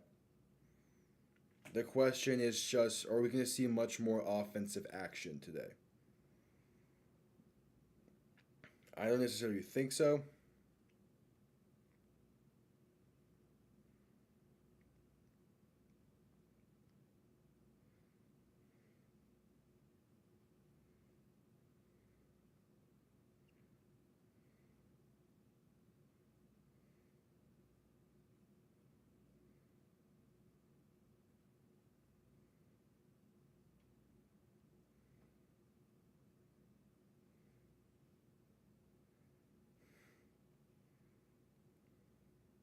Yeah. Congrats to South Carolina for winning the national championship. That happened while this game was going on. Um, yeah, I don't really care a lot about college sports. I typically only care about football. So like, I've not been watching March Madness. I watch college football, but more so it's a something to have on the background on Saturdays while I get stuff done and before I just sit around doing nothing on Sunday while watching the NFL. Yeah, this game, DC Houston, it has had it all. A blocked punt to start the game, a 98-yard pick six right pretty much right after, a great touchdown grab from DC. This has been a very this game has had its moments. It's definitely had its entertaining moments.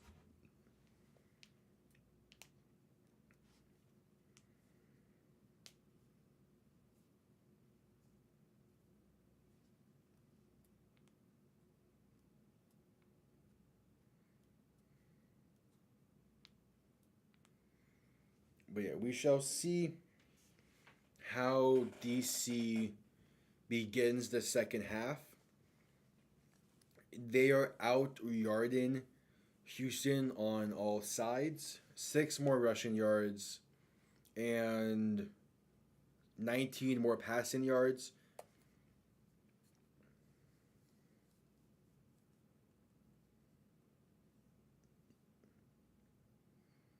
But yeah, we are back at Audi Field after halftime, and that beer snake, it is going strong. I love to see it.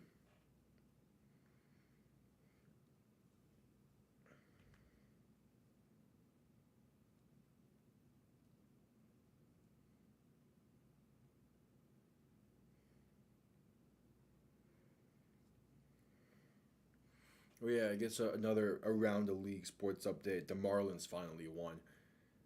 I don't get. I try to keep up with all South Florida sports the best I can, but it's Dolphins first. The Heat and Panthers are fighting for second and third right now. The Marlins exist. So is Inter Miami. I just don't fully care.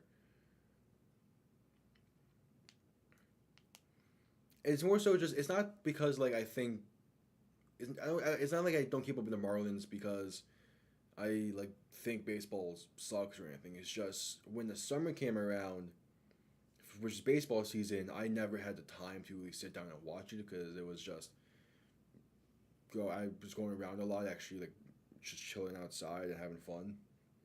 I didn't even, I never really just like stayed put in the house to watch baseball over the summer. It was more so that, and then like even when I was younger, I was more so focused on keeping up with the NFL and their off season than pretty much anything. So that went from a whole occasionally like seeing stuff on TV to keep up with the NFL off season to now I'm like diving into a bunch of reporters and trying to figure out as much as I can for the upcoming season. It's fun. The NFL offseason can be really fun to pay attention to, depending on obviously the offseason. This one so far has been pretty standard. But yeah, we have the UFL to buy time before the draft, which is about 2 weeks away. No, the NFL draft's about 2 weeks away. Damn, I got 2 weeks of classes left. Huh. I did not. Damn, yeah. There's not a lot of time left in the year, in the spring for me. Anyway, we should be getting out of halftime very shortly. Shortly.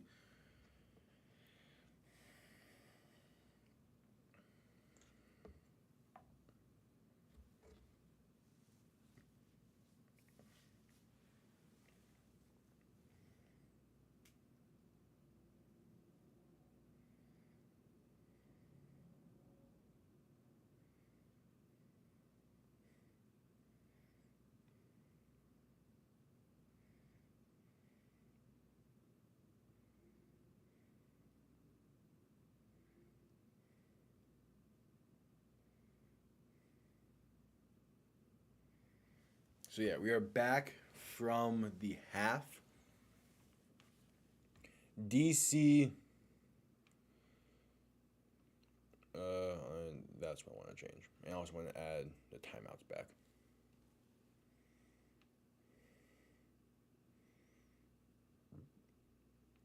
One second. Kickoff is underway. Going to be returned from about the 20. Gets out past the 38-yard line.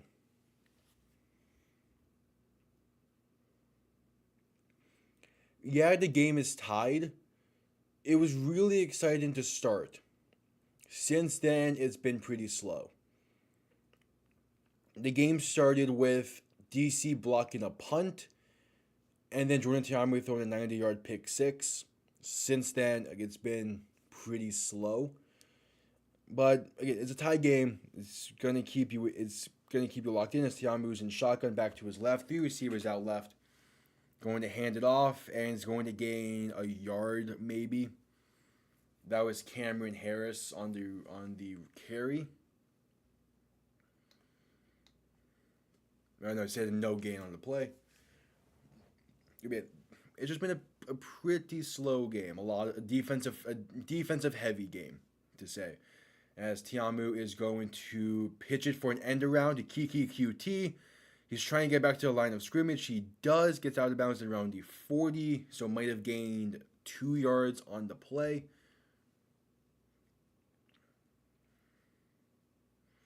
So yeah, 3rd and 8 now.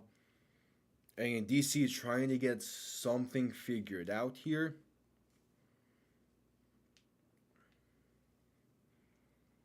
As Ta'amu is in shotgun and back to his right.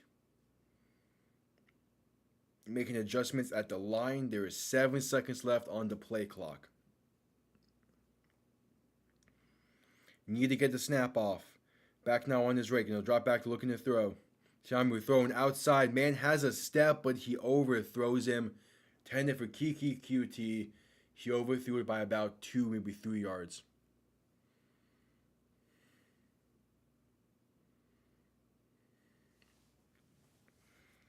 Yeah, again, the start of this game was wild. Since then, it's kind of settled down to a more typical game between these two teams, like I was expecting.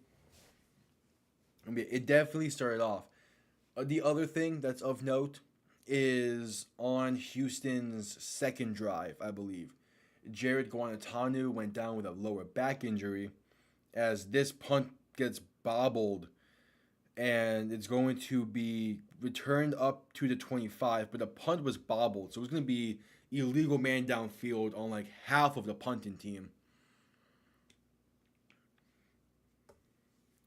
So yeah, Jared Guantanamo went down with a lower back injury and had to be taken to the locker room. So Reed Sinnett has been the quarterback for Houston most of today, and it's been their offense has been doing pretty well. Yeah, the snap was low, it hit the turf, and the punt came out late. Yeah, so Houston's offense has looked okay. It's looked better than last week. But it's been Reed Sinnett mainly when it comes to Houston's offense, as they have now taken the field with 13-9 left in the third.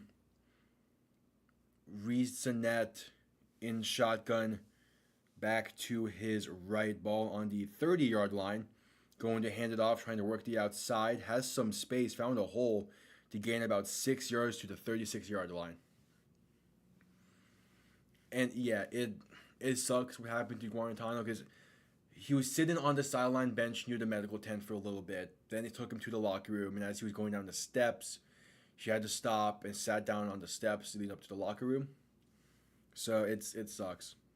But before he got injured, he was 2 for 8 on the day. Sinnett's coming in is now 9 for 13. So he's being more of a consistent passer as they hand the ball off again and have space on the outside, getting past the 45, stiff arm, and gets out of bounds at around the 46-yard line. That would be a first down. TJ Pledger on the carry.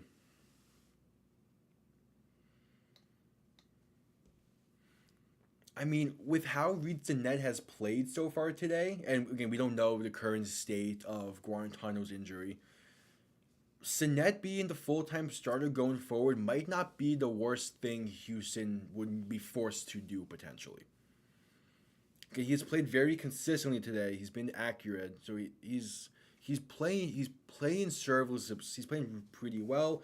As we're going to hand it off once again, somehow gets positive yards on that play, finds a hole through pretty much nothing to gain about 5. That's TJ Pleasure getting to about the plus 49. Gain of 4 on the play they're saying. But obviously, I wish Guarantano can get back. It sucks to see someone go down, especially a lower back injury. It sucks. But I mean, Reed Sinet is coming in and is giving them the best shot today. I don't think their game is tied if Guarantano is still in. As Sinet is looking to throw and finds a man wide open on a slant route to get down to the 35-yard line and a first down. That is Kiki Chisholm on the reception. And Houston is moving. Just a quick hitter backside slant. And Houston is now firmly in field goal range, so they can take the lead on this drive. As Sinet is in shotgun back to his right, 3 receivers out left. Dropping back to pass, gonna look up, step up to throw. Throws down the field, has a man wide open inside the 10. Makes a man miss, and it's gonna be a touchdown for Houston. That is Kiki Chisholm on the touchdown grab. Sinet moving in the pocket really well and delivers a strike to a wide open receiver, and Houston takes the lead.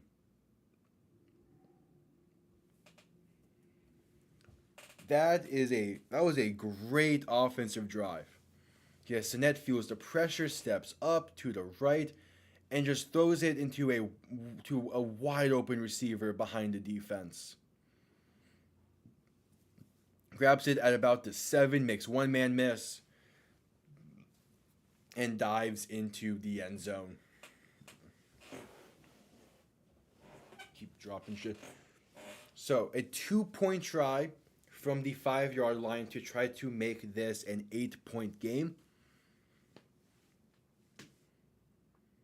Sinet in shotgun, a back to his right. 3 receivers left in a tight bunch set. Gonna look back to pass. Throwing going to be caught well short of the end zone and tackled immediately. That was Kirk Merritt on the reception, but it stays a 6-point game. But Houston, with Reed Sinet, they have found a groove on offense today, being able to move the ball down the field. Okay, Giannis is officially going today. Let me make sure he's on my lineup. I need all the help I can fucking get. Okay, Claxton ain't going. Fine. Put in Zion.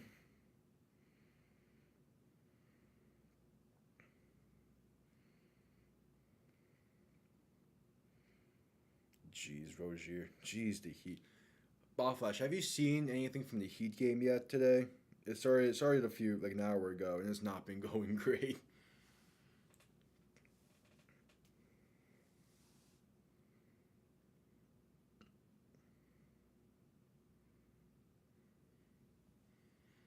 The Heat are currently down 19 in the game. That's basically must win. So that sums up the Heat pretty well. I wouldn't say must win, but a win definitely helps. Be ready to play the Sixers in the play-in, but that's where we're gonna firmly stand.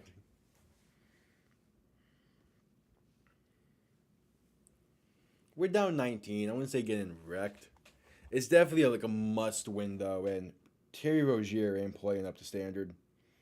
At least he hasn't playing how he has been throughout most of the past couple weeks or so. I mean, he's at 1 for 5 shooting. Come on. Well, that sums up. We just have not been shooting well today, at all. Duncan Robinson's 0 for 4. Bam is 3 for 7. Same with Jimmy, both 0 for 2 from 3. Terry's 1 for 5. Kevin Love's 1 for 4. Tyler Hero is 2 for 6, including 1 for 3 from 3. Jaime hasn't even gotten a shot up yet today. He's also the only player in a positive plus minus.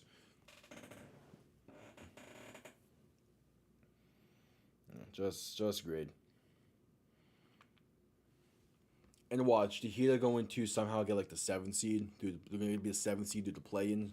And they're going to find a way to still make the final. It's going to be some bullshit.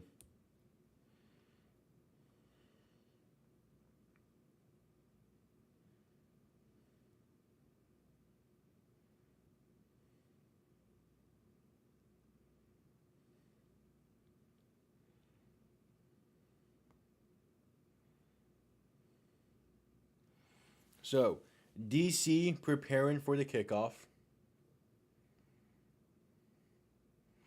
I mean, Balfash, you never know with the Heat, man. They could make the finals as a 9th seed if they choose to. If they could, they would. Anyway, the return is going to be taken to about the 33-yard line, and DC will start from there.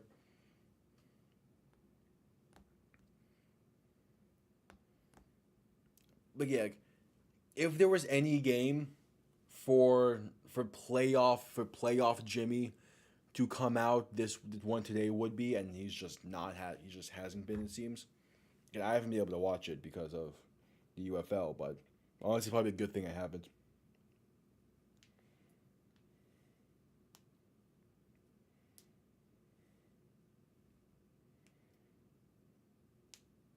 So 1st and 10, ball on about the 32-yard line. Tamu going to hand it off, and there's a massive loss of yards down to about the 28-yard line. That is Reuben Foster blowing up the play.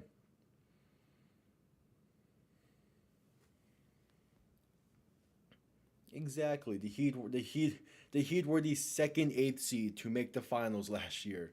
The first one being the Knicks. Tiamu back to pass on 2nd and 13, looking to throw over the middle and sails it over everyone, incomplete. But yeah, I'm just happy I got with me keeping up with most of South Florida sports. I'm just happy I got the Panthers. They've been on a little bit of a lull recently, but they're just like the Heat. Come playoff time, they can turn it on to play a very playoff style of hockey, and it's fun to watch. I think they play tomorrow, if I'm not mistaken. Tiamu and shotgun back to his left. The receiver's outright, looking to throw. Houston sending a corner blitz. Tiamu having time. Chucks went deep down the field, and he misses his intended target by like 4 yards. That's Kiki QT. And it's going to be 4th and 13. And Jordan Teamu is not playing well. Very just off target today. Same thing with last week. He's off target. It's kind of weird. But yeah, 4th and 13. 9 minutes left in the third.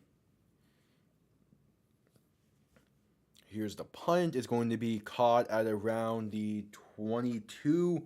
Set for the return. Going to get out to about the 27.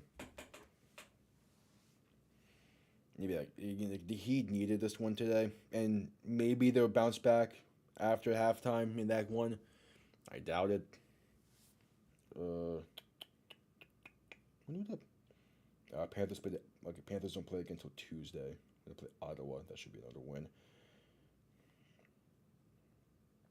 Damn, is there no NBA tomorrow?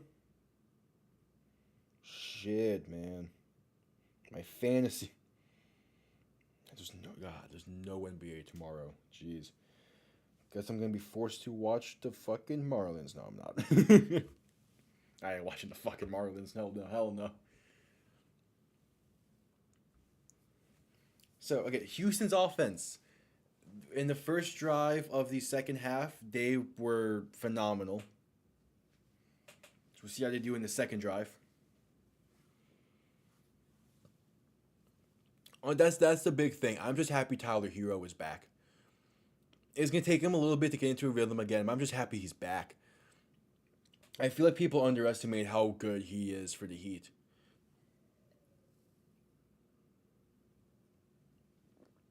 Now, I'm not saying anything drastic with the whole Tobias Harris argument anymore.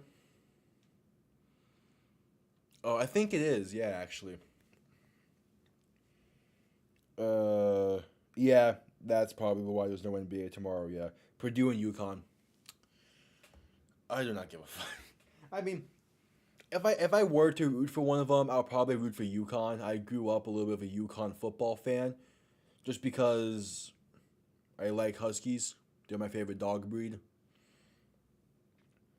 So yeah, if I were to have to root for someone in the championship tomorrow, it will be UConn. Will I watch it? No, it's at 9:20 p.m.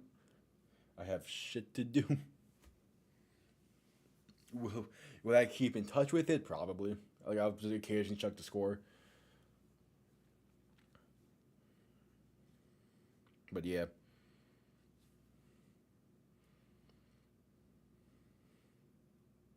nice. Yeah, I think I was talking about it with someone that I was to jokingly do a bracket. I just never had the time to. So, Reed Sinet still in the game.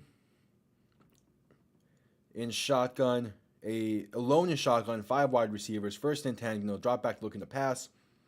And is going to, did he fumble? He fumbled. And DC is going to recover it at about the 15. That was still a live ball. And Houston ends up falling on it somehow. It's still back at about the 15. So they lose a large chunk of yards on it. As I think is going to still end up staying Houston football.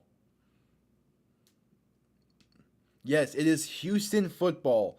Still going to be second down, but it's going to be a long second down now. Sinet pump fake, kind of hesitated. As he went to bring it back into his chest, he just drops it and fumbles. And then it gets kicked around from there. And somehow, Houston ends up falling on it. How did that happen? So second and 22 now. Trying to quick screen to get some of the yards back. It's going to get up to about the 21-yard line. That is Justin Hall on the reception. So it's going to be a third and long.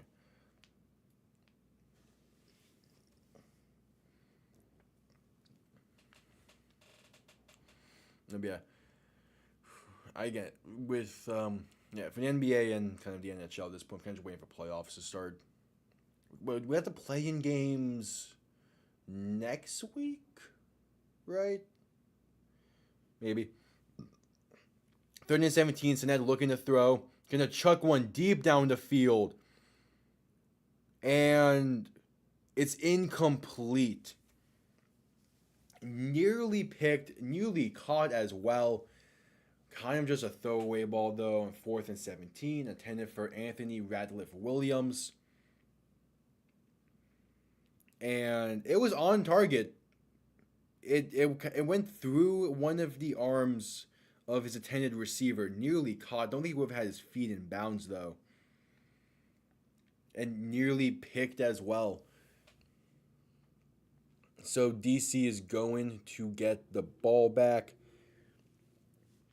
Going to be returned from inside the 30, gets out to the 41.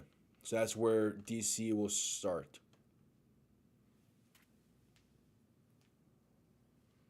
We can have her playing games, okay. And yeah, I didn't care for hockey either until I watched playoff hockey last year, and that got me into it. Because, like, being from South Florida, the Panthers were never really a great team, so I never, like, fully was able to, like, care. I went to a few games here and there, but I never, like, gave a shit. Because it was at the time where like, LeBron was in town. It was the Heatles era. 6 or 7 games to go? Okay. Maybe it's like, it was like when I like truly started getting into sports, it was the Heatles era, so the Heat were more sort of focused. I was a Dolphin fan. The Dolphins are always gonna have my focus over anything. So those were my main two. And then last year, just like the Heat, the Panthers going an incredible playoff run. I was watching all of it, so that got me hooked to the NHL. But again, I was always like, cool. It was always the NHL was always this a sport for me where I had friends who were really into hockey, so I would just ask them like, hey, what's going on with it? Like, keep me up to date a little bit. And then now like, I'm just trying to watch it myself because it's definitely entertaining. But I can understand like not being from an area where there's not a lot where hockey is not popular. It's tough for hockey to stick in the South. So like I get like not I haven't really cared about it. Yeah, I know the Heat wrap up this season against Toronto like twice. It's at halftime they are down 17. Uh oh damn. Hold on. Oh yeah, the Heat have 4 games left after today. Atlanta, Dallas, and the Raptors twice. Okay.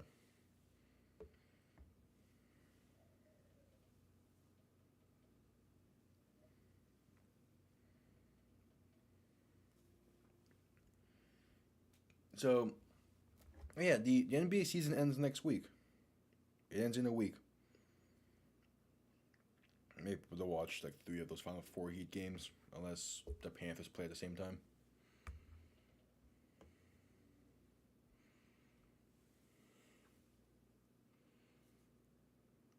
Yeah.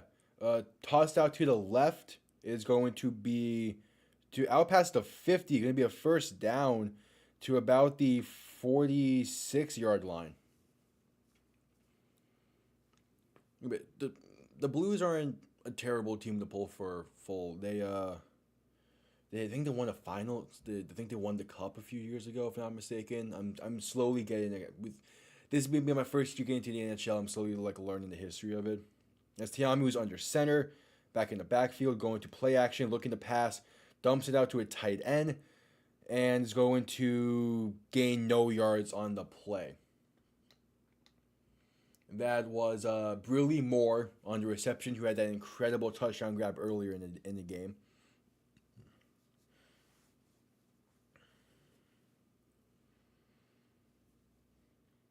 So I compare the NHL to the NBA a little bit because both sports, the playoffs are where like you would get into them because there's more intensity in it.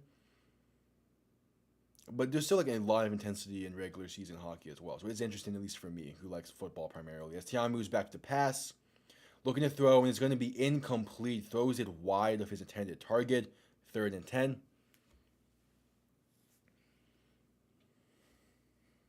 Not to say that the NBA doesn't have like a lot of intensity, but some of the hits you see in the NHL remind me so much of the late 2000s, early 2010s NFL like highlight here comes the boo mixtapes that you see.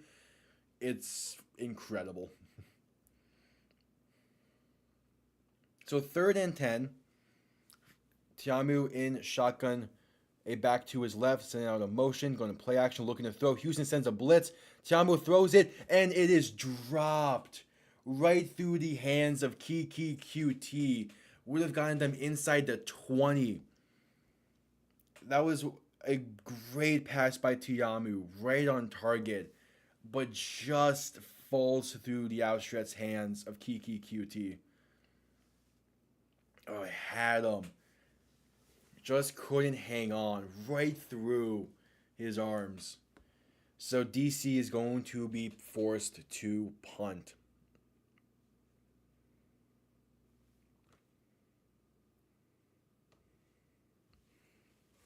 The punt comes off clean. It's going to be fair caught at about the 10-yard line.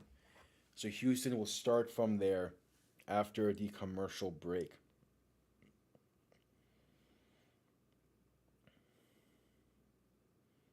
Damn, Houston and Dallas are going at it right now. It's a 3-point game over there. Houston's 4 games back of the Warriors. Okay. The playoffs are pretty much a lock then over in the West.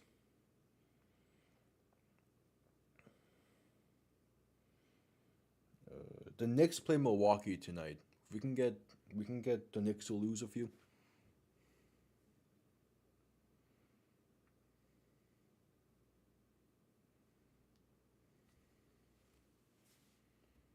Yeah, when it comes to the MLB, I watched a few. Like I've been to a few Marlins games. It's just the Marlins are a team that's never been good, so I've never had to like truly care. Oh yeah, DC like, the if DC doesn't turn around this level of play, it's gonna be rough. I mean, like this is not the same DC team we saw in either of the two iterations of the XFL, the previous two. I do not know what's going on. Jordan Tiamu, who played phenomenally last year, he's inconsistent with his passes. He's not accurate as much. He looks scared in the pocket. I just don't know what has happened to them.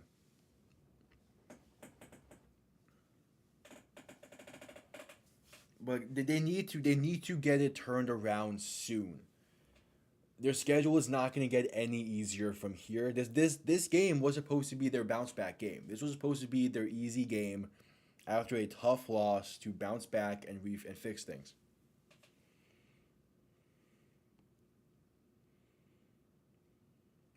I don't know what's up with Tiamu, but DC might need to start looking towards a change in quarterback soon. We saw with Houston today, Guarantano wasn't playing great. Obviously, the change in quarterback for them wasn't intentional. Again, I hope Guarantano is fine and is going to stay healthy and everything. But a lower back injury sucks. But they changed quarterbacks because of it, and Reed Sinnett has given this offense new life in Houston. Maybe DC needs to do something similar. But they need to find a way to get life back into this offense. There's still time.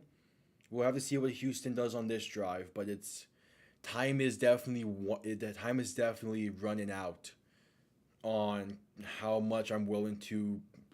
Is the leash I'm willing to give Jordan Teamu is running out.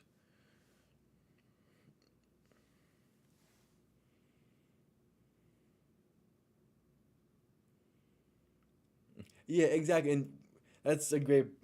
I'll talk about it after this play as Sinet's in shotgun back to his right. Going to play action, throw it over the middle. It is caught by Justin Hall for a quick pickup of about 8. No, so yeah, DC was able to fill like just the stadium is still really full today. But the stadium would like DC brought in a massive crowd in XFL 2.0 and last year because the Commanders are not a good team at the moment. So they if they're gonna keep this crowd, they need to stay at least consistently competitive. As Sinet's looking back to pass, throwing left side, and it's going to be incomplete. Blanketed coverage, no flag, intended for Anthony Ratliff Williams, 3rd and 4.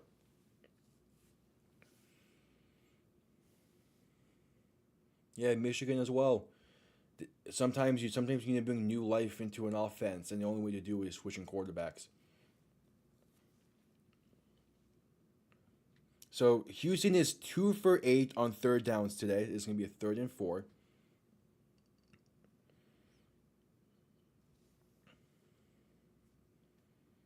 They need to get the snap off. They barely get it off in time. So now looking to throws it over the middle. Is caught wide open. Kurt Merritt has plenty of space. Down past the 50, 40, 30, 20. He fumbles, and DC's going to recover. And the return's going to bring it to past the 20, trying to make people miss. Tackled at the 21. What a turn of events. Kurt Merritt nearly went coast to coast. The ball gets drawn loose. It is recovered by DC. And with 2:35 left, Jordan Teamu is coming back on the field to try to get something figured out. Meanwhile, Kurt Merritt is down on the ground. But that could have been detrimental for DC. It was a simple Texas route. And Kurt Merritt was able to find an opening within the defense and turn on the Jets. But then who? So it is then jarred loose by number 25, DeAndre Baker, and recovered instantly while in the air by Ferron Gardner. What? That's a game saving play.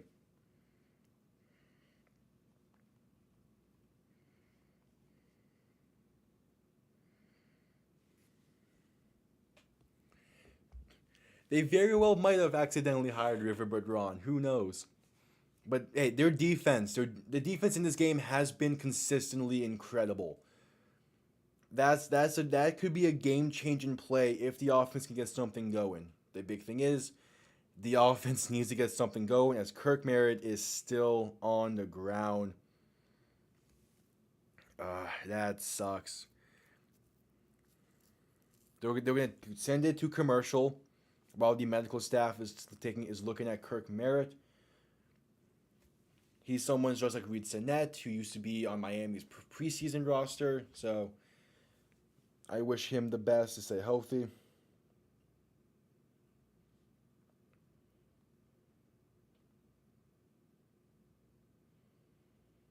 So yeah, it again sucks to see players go down, but what a play by DC's defense to try to bring some life into this team.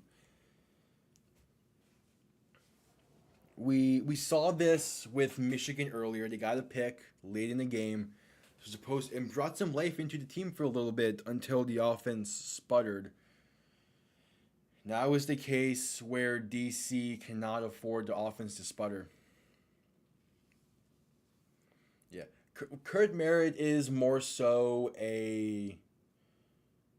Uh, he's listed on the roster as the third running back. He's more so been used as a running back two today.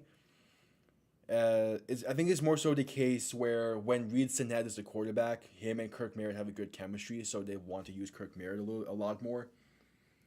But yeah, they have a golf cart out on the field for him. Just sucks. He wasn't. It didn't look like he was tackled awkwardly or anything, but yeah, he's down. And with how the UFL works, while while the medical staff is checking on him, they're currently interviewing on the sideline the two defenders who made the play.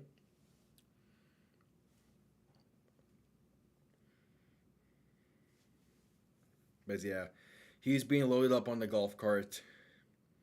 Sucks to see it. Hopefully he will be okay. Again, it wasn't he didn't really get tackled anything like too awkwardly. It was just a strange set of circumstances. I think it was probably his leg then. Actually, I don't know what the injury was. Didn't Yeah, he didn't look like. Oh, maybe it was his elbow. He landed pretty hard on his right elbow, but I don't see how that would have affected him getting up. Yeah, prayers up. Never wish for injuries. Expect so. That play does provide some life into DC. Hopefully, their offense can get something going now to make this more of a competitive game. Kirk Merritt was a big part of Houston's offense leading up to that drive. Like he was one of the go-to targets. So him being out is going to impact Houston.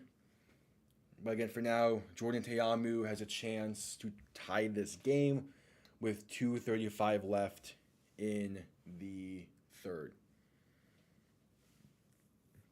At halftime, DC was leading in the total yards department. Now at this point, Houston has 100 more total yards. But Jordan Teamu under center, a back in the backfield. He's 9 for 20 so far today. Man in motion to make three receiving options outright. Going to play action, looking back to pass. Teamu throwing outside and is going to be caught for a gain of about 9. That was Kelvin Harmon on the reception, but that was a low throw. Lucky to have caught that instead of it having bounced. So 2nd and 1, 2:10 left in the third. Tiamu and shotgun back to his right. Going to play action, looking to throw it over the middle. It is incomplete. Attended for Brandon Smith. Great defensive coverage there. Nowhere to really go with the ball. It was supposed to be a kind of an RPO. It was guarded really well. So 3rd and 1 now. A minute 50 left in the third. Tiamu in shotgun, a back behind him.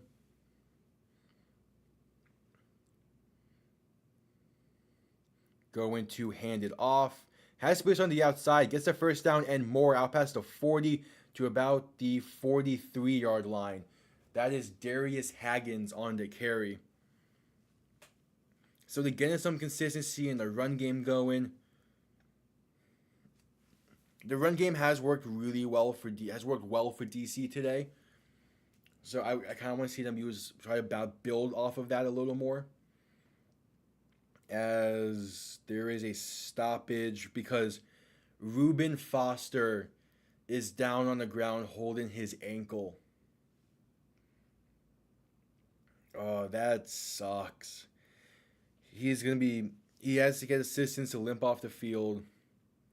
He went down late last week as well with an injury. And that's kind of been a thing plaguing Reuben Foster's career. He has the talent. He was definitely warrant of a first round pick by San Francisco a few years ago. He has that level of talent.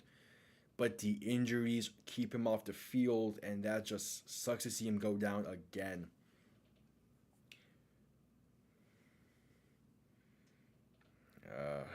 Yeah. He gets pushed back on a block and then gets stepped on by one of his teammates. And then he gets blocked again. It gets down. It sucks, man. Reuben Foster is when he's healthy and he's on the field, he is incredibly fun to watch. But that's been the issue plaguing his career is the injuries. So 1st and 10 under center, back in the backfield. Tiamu handing it off, trying to find something going on the left side. Might have gotten a yard on the play. That is Darius Haggins on the carry. And a minute left in the third.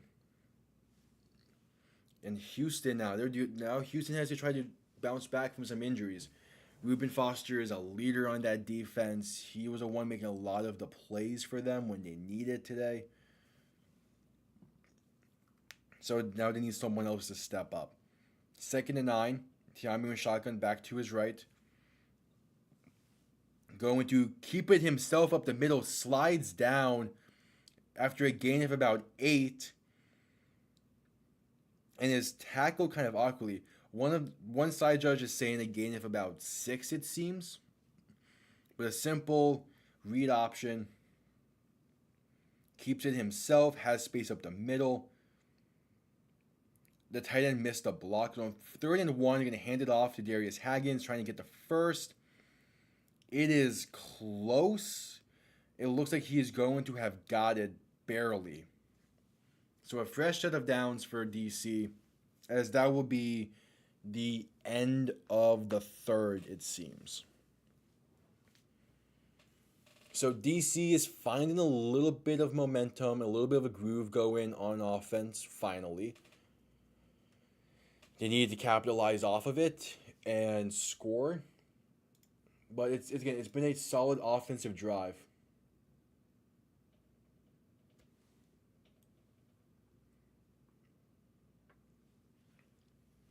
But yeah, the injuries to Houston, they're going to start piling up.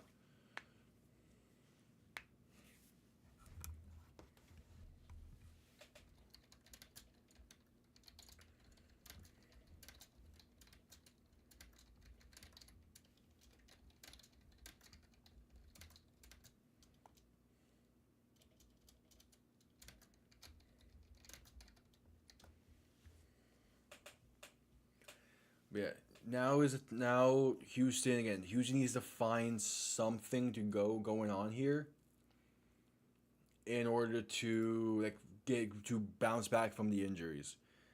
it's tough, but they need someone to step up and make a disruption type play. Could be a sack, could be a tackle for loss, could be a big pass breakup. Just someone to provide some energy to that defense. But DC, they got the momentum after the fumble, and they are utilizing it to their advantage. They're just going down Houston's throat.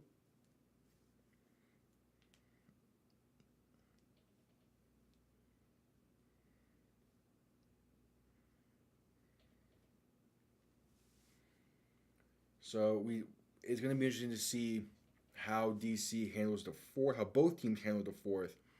As again, this is still a very close game, and I feel confident enough in the Houston's offense from what I've seen today that even with Kirk Merritt out, that they're going to be able to still move the ball.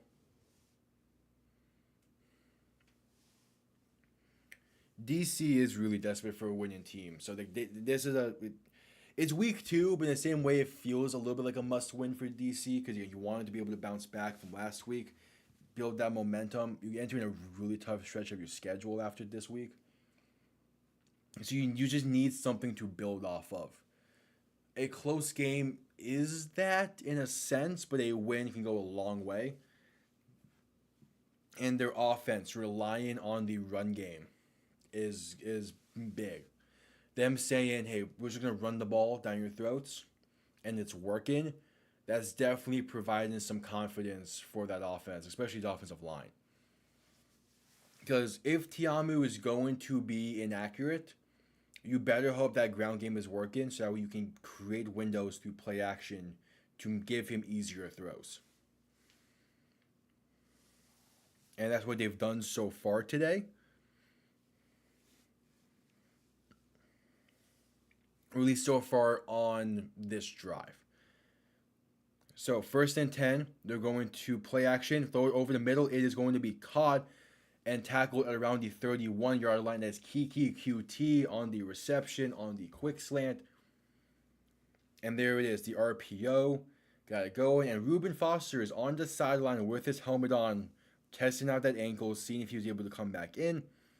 1st and 10 again, you can look to throw play action. He's going to dump it off to the back in the flat, wide open, and he's going to gain about 6 yards. That's Darius Haggins on the reception. So now 2nd down. Going a little bit of hurry up. In shotgun, back to his right. 2nd and 4, ball on the 25, rolling out right in a bootleg. Throwing it down the field, and it's going to be caught, but didn't get both feet in bounds. That was Kiki QT, the intended target. And the throw pushed him out of bounds a little bit too far. So it's going to be 3rd and 4.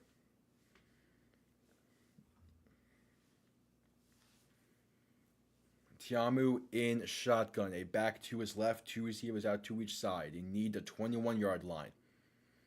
Dropping back, looking to throw. Tiamu trying to escape some pressure. And he's going to be sacked for a no gain, maybe a loss of 1.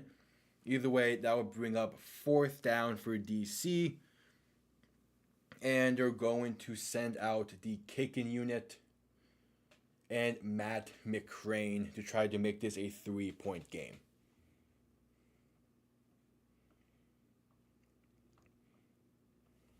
So to cut the deficit to 3 from 43 yards out. Matt McCrane was perfect last week at 4 for 4. This one from 43, it is up and straight down the middle. We have a 3-point game in DC.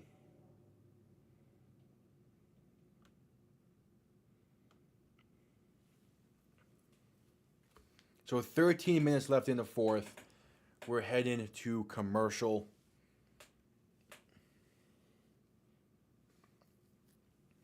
And DC's offense was able to find something there. They've had 3 really good drives. The rest, not so much. But for the most part, three really good drives today. They need to build off of it. And their defense now needs to make another stand. I get DC's defense. Both defenses are playing exactly how we expected them to play today. I think DC's defense bounced back after a rough week one, and Houston's is keeping up the level of play that they had against Memphis last week. So this game was going to come down to whichever's offense would find the most rhythm. Houston so far has looked like it. That fumble on the previous drive and the injury to Kirk Merritt might change things. But we will have to wait and see, as there is a Golden Corral commercial.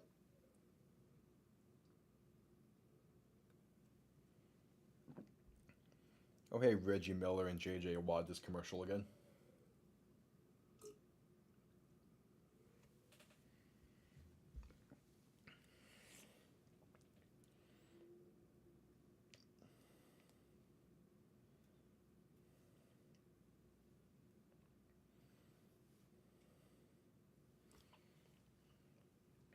Just still on commercial, not missing anything. As Fox is now highlighting some Saturday some FS1 baseball that's going to be airing on Saturday for them.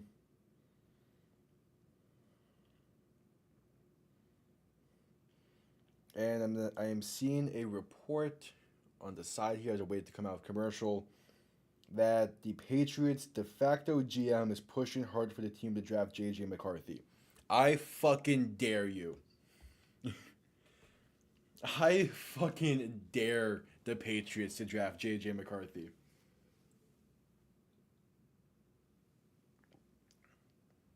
Hey, Houston linebacker Gabriel Sewell, the younger brother, it seems, of Penei Sewell of the Lions.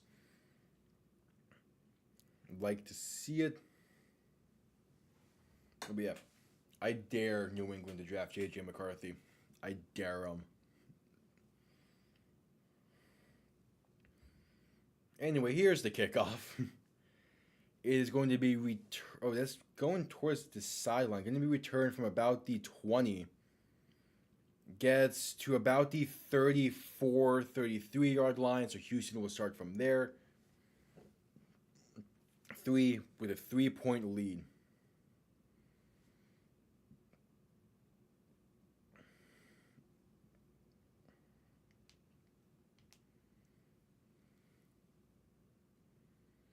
Yeah, McCarthy's going to need some time to develop. That's why he shouldn't go to New England. Or Minnesota. But I'd rather him go to Minnesota than New England. They at least have an offensive weapon for him to throw to. I guess reads a net in shotgun, back to the right. Going to look to throw a quick screen, and is batted at the line. Incomplete. That was batted away by number 91 on DC, Dennis Johnson.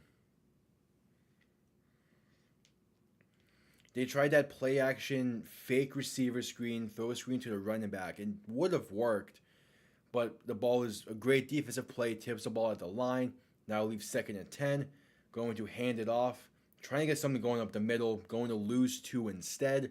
That is TJ Pledger on the carry.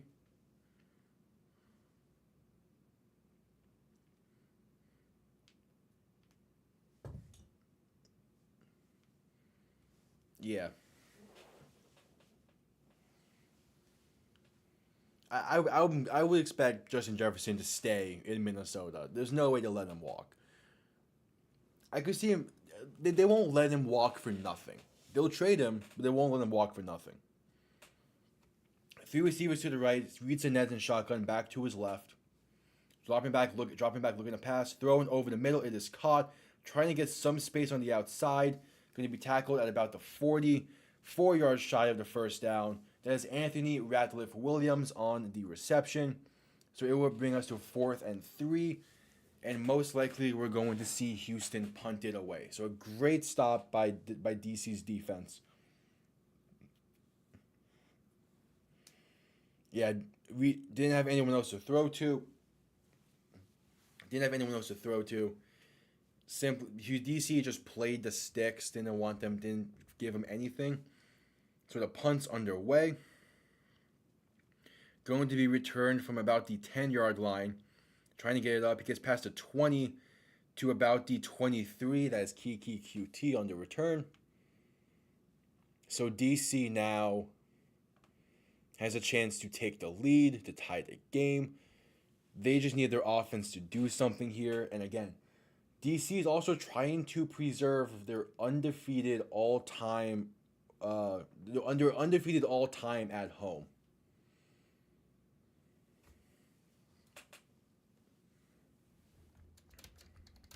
So they're trying to keep that still. But they're down 3 with 10:56 left to go in the fourth. Or in the game. 1st and 10, ball on the 22-yard line. Tiamu and shotgun back to his right. Going to play action throw in. It's going to be caught over the middle for the first down. Gaining of about 11. That is going to be, I believe, Kelvin Harmon on the reception for the first down. And DC now, they're just doing simple RPOs, getting Tiamu into a rhythm.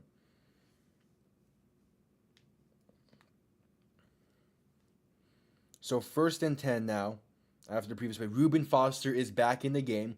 Tiamu under center, going to hand it off, cuts back up the middle, has a lot of space to run on the right side, makes one man miss, down to 50, gets pushed out of bounds at about the plus 41-yard line. That is Cameron Harris on the carry. And DC's offense is finding their rhythm late in this game. They let a defender come in untouched on the right side and allowed Cameron Harris to just cut it back towards the right. And from there, he used his speed to miss one defender and got to the 42-yard line, they're saying. So now a quick pass out right is going to be caught. And he's going to be taken down about a yard shy, maybe 2 yards shy of the first at about the 34-yard line. That is Brilly Moore on the reception. So it's going to be 2nd and 2, 9.5 left.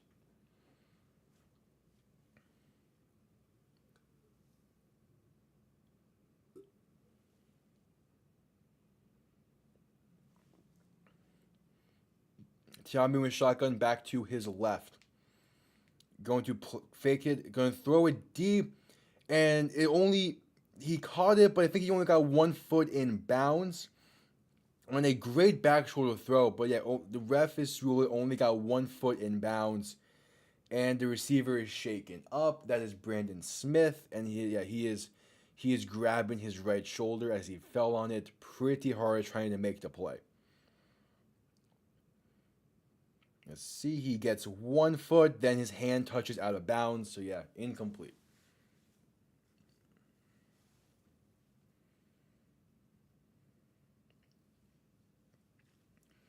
Yeah, Justin Jefferson is no way near anywhere close to happy Minnesota right now, but he has like a year or 2 left on his rookie contract, so he's probably gonna just play it out.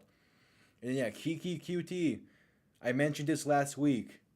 He when in like Madden 18 or 19 for a creative player I did for fun. He was my number 1 receiver, I think on Buffalo, if not mistaken. And he became a legend in my book for that alone.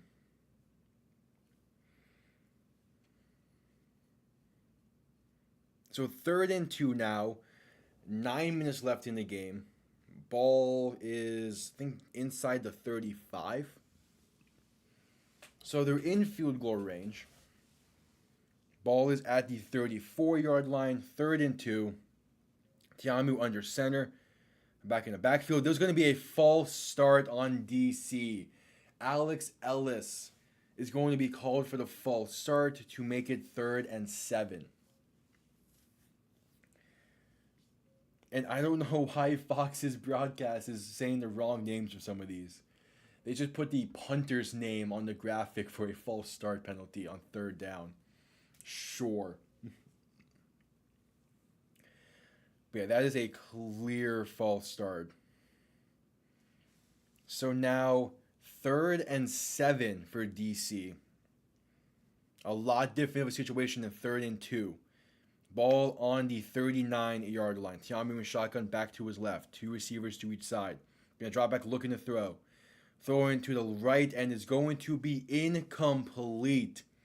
Corn Elder, who had the pick 6 earlier in the game, forces the incompletion and is going to be 4th and 7. Now from the 39-yard line, are you in field goal range?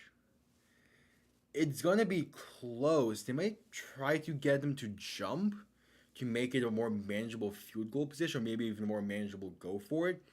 The offense is staying on the field. Tiamu's in shotgun, back to his right, 2 receivers each side. I don't think they go for it here, but there's 15 seconds left on the play clock. Making adjustments at the line. They're going to snap it, but Houston's going to call a timeout first.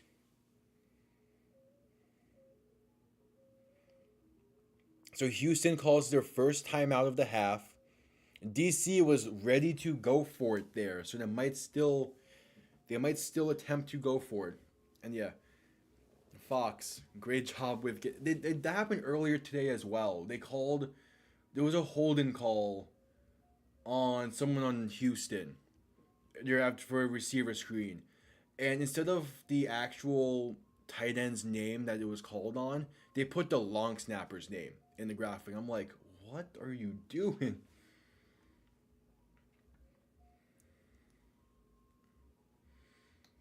But hey, that's Fox for you. I mean, I don't typically watch a lot of Fox Sports because the Dolphins being in the AFC, they play on CBS the majority of time. I guess this is just the thing that Fox does, is to get names wrong. One of the last Dolphin games I watched on Fox, it was a while ago, but it was against the Rams to his first start. They did not get Andrew Van Ginkel's name right once that game. Anyway, 4th and 7. The offense still on the field. Tiamu in shotgun, back to his right. 2 receivers to the right as well. Gonna look back to throw, rolling out to his right. Gonna throw it back across to his left. Has space to run as Alex Ellis can get the first down and more.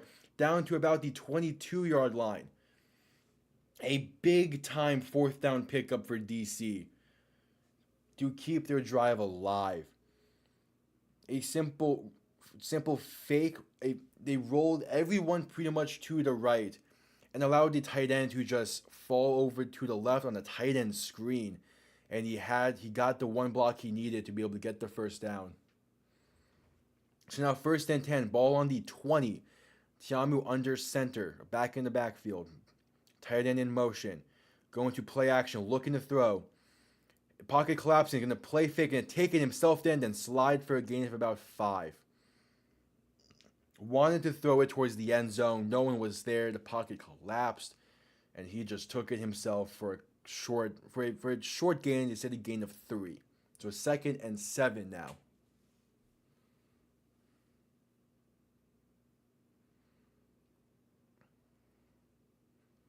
Yeah. I get that idea of just to make the simple graphics, but it's not that hard to get a player's names right, especially if you're not the one saying it. In shotgun, looking back to throw. Tiamu gonna throw it to the right side, and it is broken up. Pass intended for Alex Ellis. Corn Elder breaks it up again. Nearly picked. It's going to be 3rd and 7 with 6:40 left in the game. And again, it's one thing I get, put in, if it's the tight end 1 where the penalty is on, you put the tight end 2's name on there. I can get that. But the punter's name for a false start penalty? Come on. 3rd and 7, 6:20 left in the game. Jordan Teamu in shotgun with a back to his left. Ball on the 17-yard line. Gonna look to throw. Throwing deep down the field. Man has a step. It is caught. Touchdown, DC. That is T.Y. Scott. His first reception of the day. It gives DC the lead on a simple go ball. And just like that, things are looking up in DC, and their offense has found a rhythm late.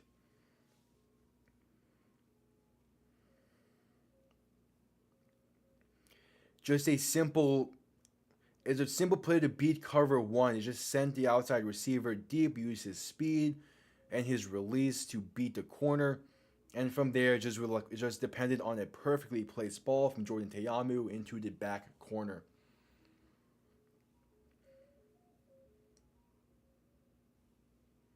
So now a 2-point try from the 5-yard line to make this a 5-point game.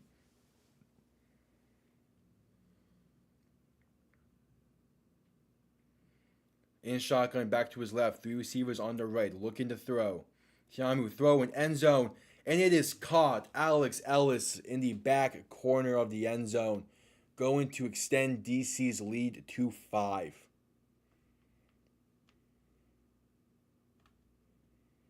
So now Houston needs a touchdown.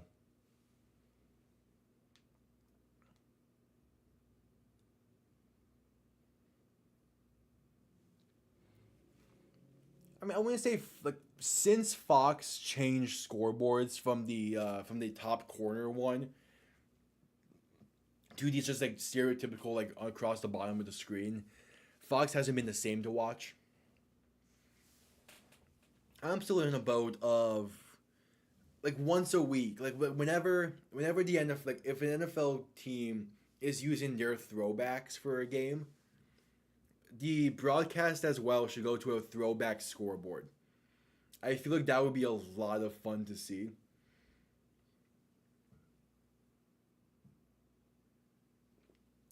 It is also probably very difficult to do that. But I mean, you have a few months because the schedule releases in May, and then the throwback games get released around like late May, June. So like they have time to get that set up if you know you're getting a throwback game. Yeah, it would just be a nice touch because a lot of people miss those old scoreboards. Not even just Fox's one on the top, like CBS when they had it in the top middle of the screen. I think it was like the late 2000s scoreboard. Like that was a great scoreboard as well that they had. Sunday Night Football's I think the best era of a Sunday Night Football scoreboard was like the mid 2010s. Bring that back. Monday Night Football never really has altered the scoreboard. I don't think. I mean, they could bring it back to like the early 2010s as well. Like it would just bring a nice touch because those throwback games alone are like honoring again like the past and everything. So let the stations do that as well.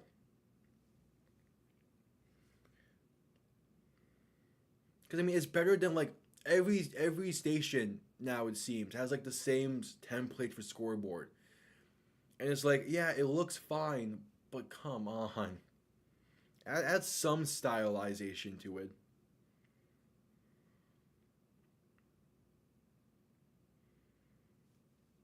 Yeah, they're showcasing the fumble again that gave DC the momentum to truly take over this game. And then also replaying the 4th and 7 play. That was a big time first down. And then the touchdown there to T.Y. Scott. So Houston now needs to do something on offense here. Yeah, the next gen stats are great. So for those Amazon Prime games, I always prefer to watch in Prime Vision, where it gives you the all 22 camera angle and it just showcases like those next gen stats the entire time basically. It is fantastic to watch in.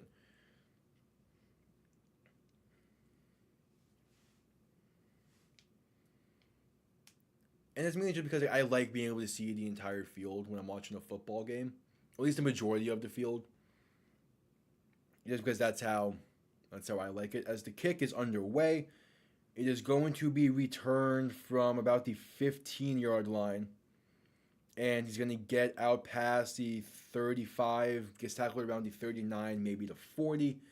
So that's where Houston will start from on this drive. With 5:57 left in the game, they are in need of a touchdown to take the lead.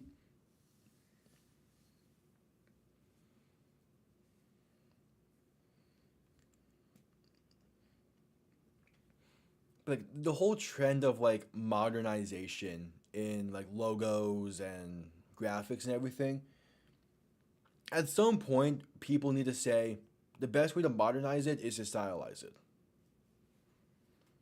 As it's going to be the ball's going to be hand off, and has a hole going to get down to about the 43-yard line. And that was TJ Pleasure, I believe, on the carry. Yeah, the transparency in the UFL is fantastic. I wish we would see that from the NFL, like the way that the replay review works. It's unlikely, but maybe one day. Reed Sinnett in shotgun back to his right, two receivers to the left. DC going to send a blitz, going to be a quick pass on the receiver screen to the right, and he's going to try to fight his way for the first down. Going to be marked inches short. That was Justin Hall on the reception to make it third down. So 5 minutes and counting left in the game. A big third down here for Houston, as they only have one timeout remaining, or two timeouts remaining. They've already used one of theirs. Reed Sinnett under center, back in the backfield. Going to hand it off. TJ Pleasure fights forward. He's going to get the first down.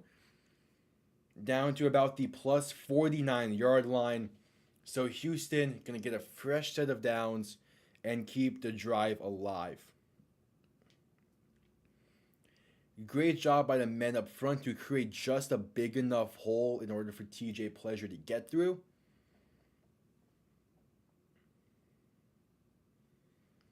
As with 4:10 left in the game. 1st and 10 from the plus 49-yard line. Reed Sinnett under center.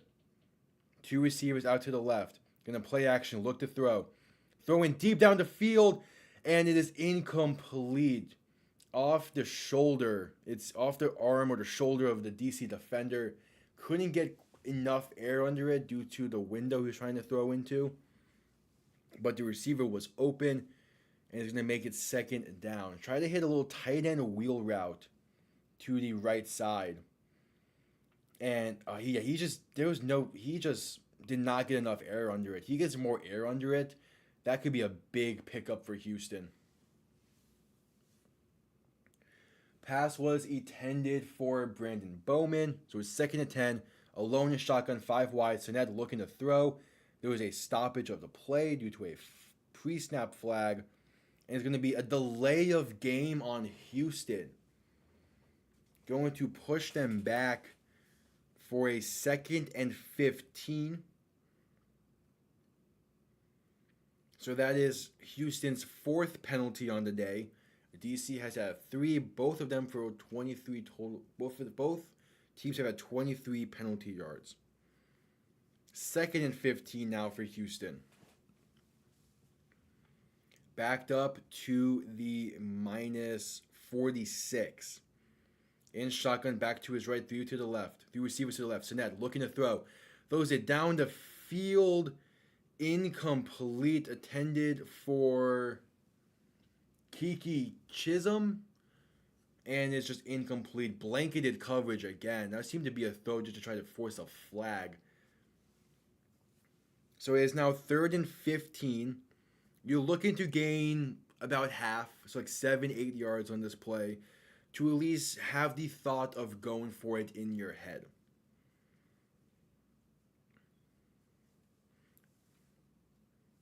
With 2:50 left in the game, Ball on the 46-yard line. They need the plus 39. And there's going to be another flag. It's going to be a false start on Houston, pushing them back another 5 yards.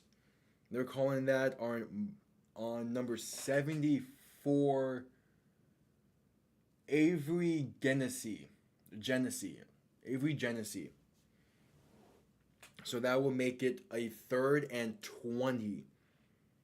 You need about 15 or so yards to make going for it reasonable.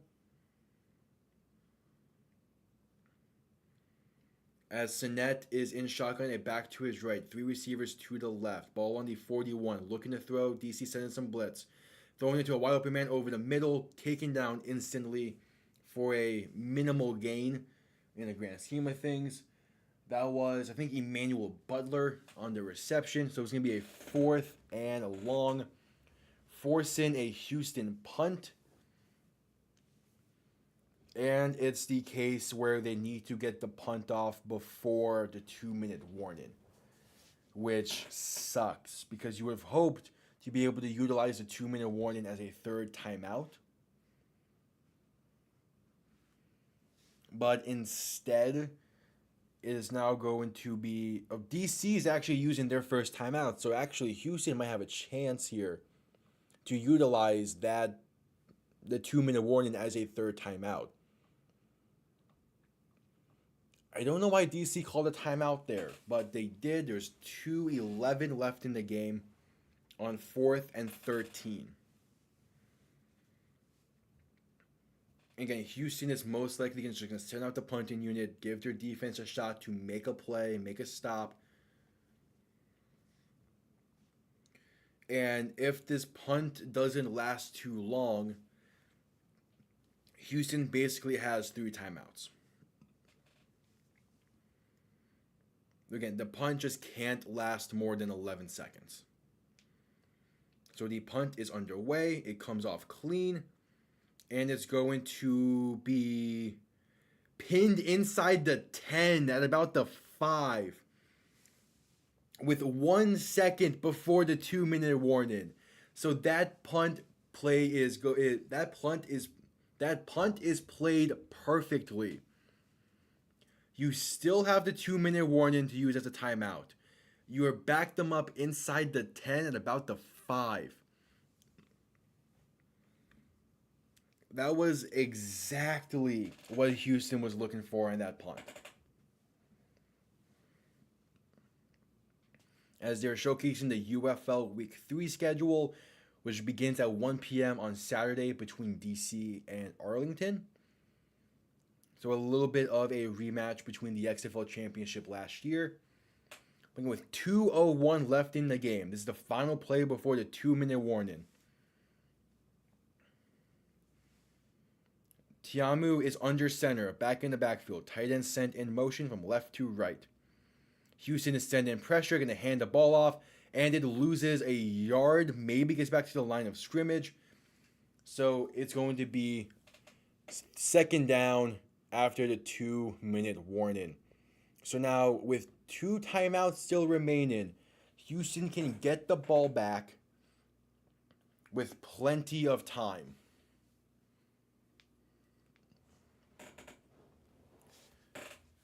That was Darius Haggins on the carry. And this is shaping up to come down to the wire if Houston's defense can make 2 more stops. And the big thing is, if DC does not move the ball anymore, they're going to have to punt from their own end zone, giving Houston great field position down 5.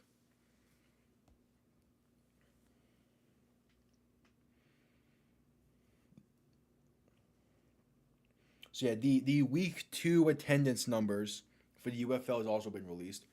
Memphis got nearly 8,800. Michigan had nearly 7,500. DC is at 15,000. And then St. Louis is St. Louis.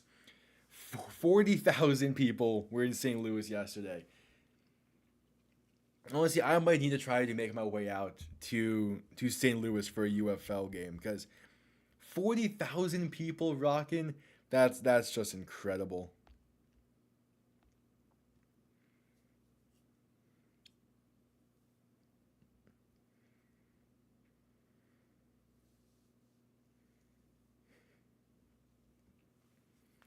So yeah, a the next Houston has a big Houston's defense has a tall ask to ask for coming up. 2nd and 10, you not only do you need to stop them, you need to try to if anything push them back to make the punt even tougher. As there was 1:57 left in the game. It's going to be 2nd and 10 for Houston. 2nd and 10 for DC. Houston's defense trying to make a stand.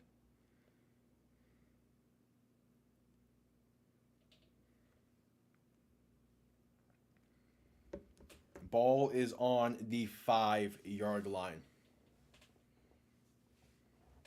I don't think I have time to come up in week 4, sadly.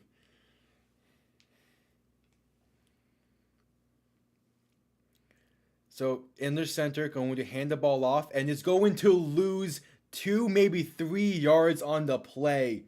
Darius Haggins with the carry is going to lose 2. Houston calls their second timeout, and that is great defense.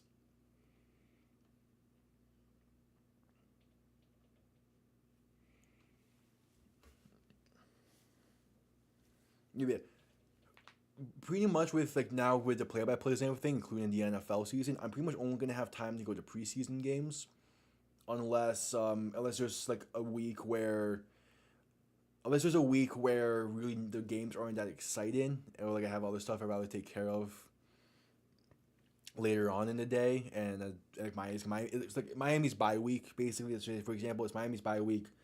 The other games that day aren't the most exciting, and I have stuff I gotta do. That's probably when I decide to go to a 1 o'clock game. But yeah, pretty much only gonna be preseason games for me, which I'm still gonna try to make my way up to Jacksonville for one, as I want to experience that stadium again. Anyway, 3rd and 12, Tiamu in shotgun back to his right, going to hand it off and is going to lose a yard. Going to lose a yard on the play, so a 4th and 13, where they're going to have to punt from, and I accidentally removed one of DC's timeouts. So Houston calling their final timeout. Yeah, you know how to reach me. Definitely just let me know.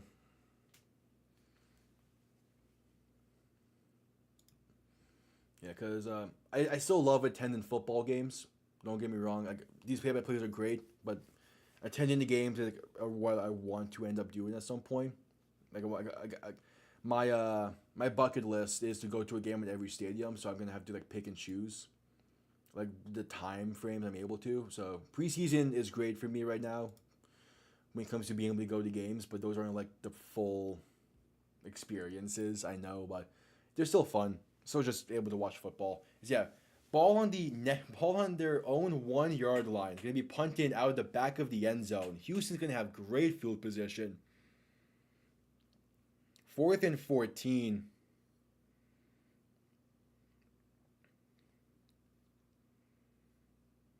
And that might be a false start on DC.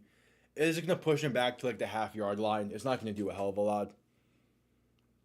But we've already had one block punt today.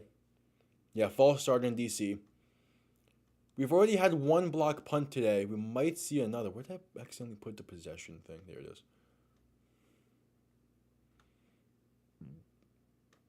So yeah. Punting from the half-yard line now. We've had one block punt today. Do we see another here? Nope, the punt gets underway cleanly. And it's going to be returned from about the 50. Gonna get up past the 40. Has space down the sideline, down to 30. Down to about the 26. But he He is down. He might be knocked out. He got pushed forward, and one of his teammates kneed him in the head.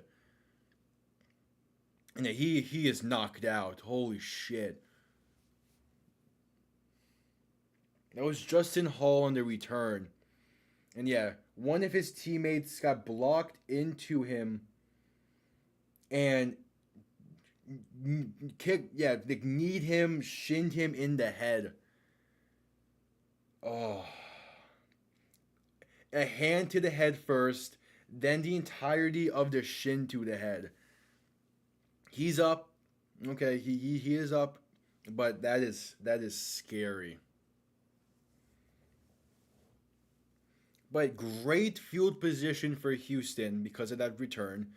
They have ball inside the 30-yard line. So again, they played that their defense did exactly what they wanted to do. Ball is on the plus 27-yard line. With a minute 34 left in the game. No timeouts. 27 yards to take the lead.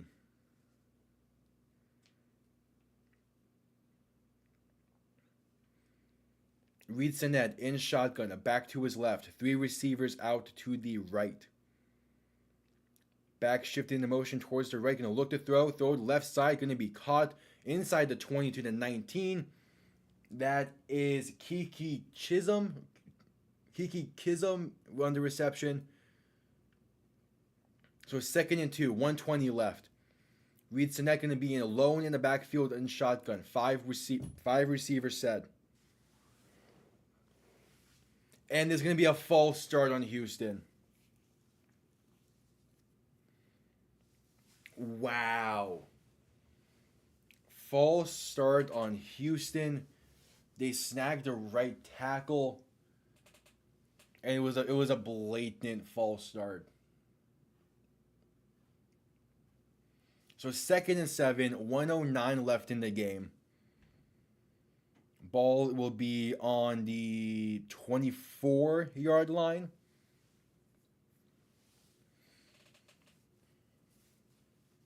There's a 10-second runoff, so there is now basically a minute left in the game.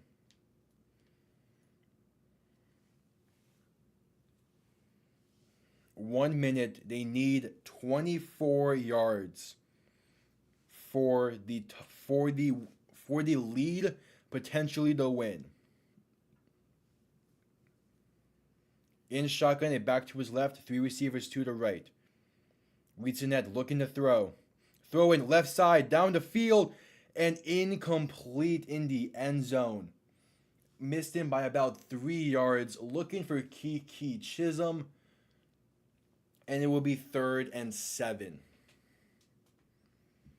I don't fully like the decision to just throw one into the end zone there.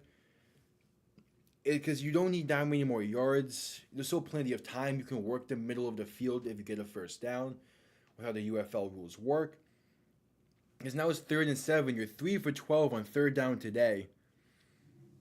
In shotgun, the back to his right. 3 receivers to the right, looking to throw. Dumps one off quick to the running back who catches it as TJ Pleasure. He's going to be short of the first by about a yard, maybe 2. 4th and 2, and now Houston needs to hurry up. 30 seconds left. And shotgun back to his right. 2 receivers out to each side. Need the first down here. And there is a flag on the play.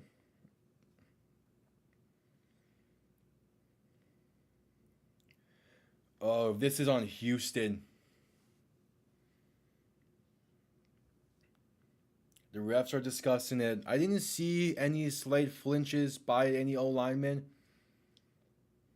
But it is going to be false start on Houston. So a 4th and 7 with 12 seconds left because of 10-second runoff for the game. Oh yeah, that he slightly flinched and then moved his foot up. And Reed Sinnett was trying to get the snap to avoid a false start. But clock is running. 4th and 7. They need to take a shot in the end zone here. 7 seconds left. Clock still running. Final play of the game. Sinet throwing. End zone. And he would have had his tight end if he saw the ball. But he never did. He would have had his tight end in the end zone.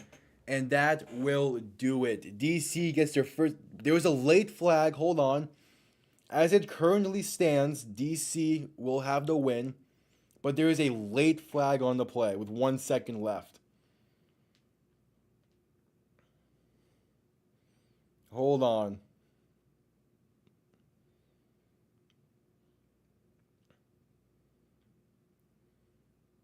What is this flag going to be? Okay, they waved off the flag. It's going to be a DC ball, and they're going to walk away with this win. He had the tight end as well. It's just he never fully saw the ball. Kind of a miscommunication there. Sinet threw it more towards the back of the end zone. The tight end was expecting it more towards the left center of the end zone. But DC is going to win their first game of the season in a tough one. Their offense finally found some momentum in this game, and once they did, it was pretty much all over. The injury to Kirk Merritt did definitely hurt Houston, as they got rid of one of their key offensive weapons, but it was still a great game, and DC improves to 10-0 all-time at home. So, what a week 2 in the UFL. All the games came down to the wire. Thank you all for tuning in. Power rankings, I'm going to try to get them up by Tuesday. I have to spend tomorrow kind of figuring out how I'm going to handle it. Teams did not play as I expected. Some teams played better than I expected. So it's gonna have to try to figure it all out. But thank you all for tuning in. Subscribe to make sure you stay up to date with anything I upload. We have obviously week 3 play-by-plays coming up. Power rankings, predictions. Might try to get a different kind of video up this week as well, if I have the time. But yeah, hell of a week 2 for the UFL. Thank you all again, and I will see you all later this week. Have yourselves a damn good one.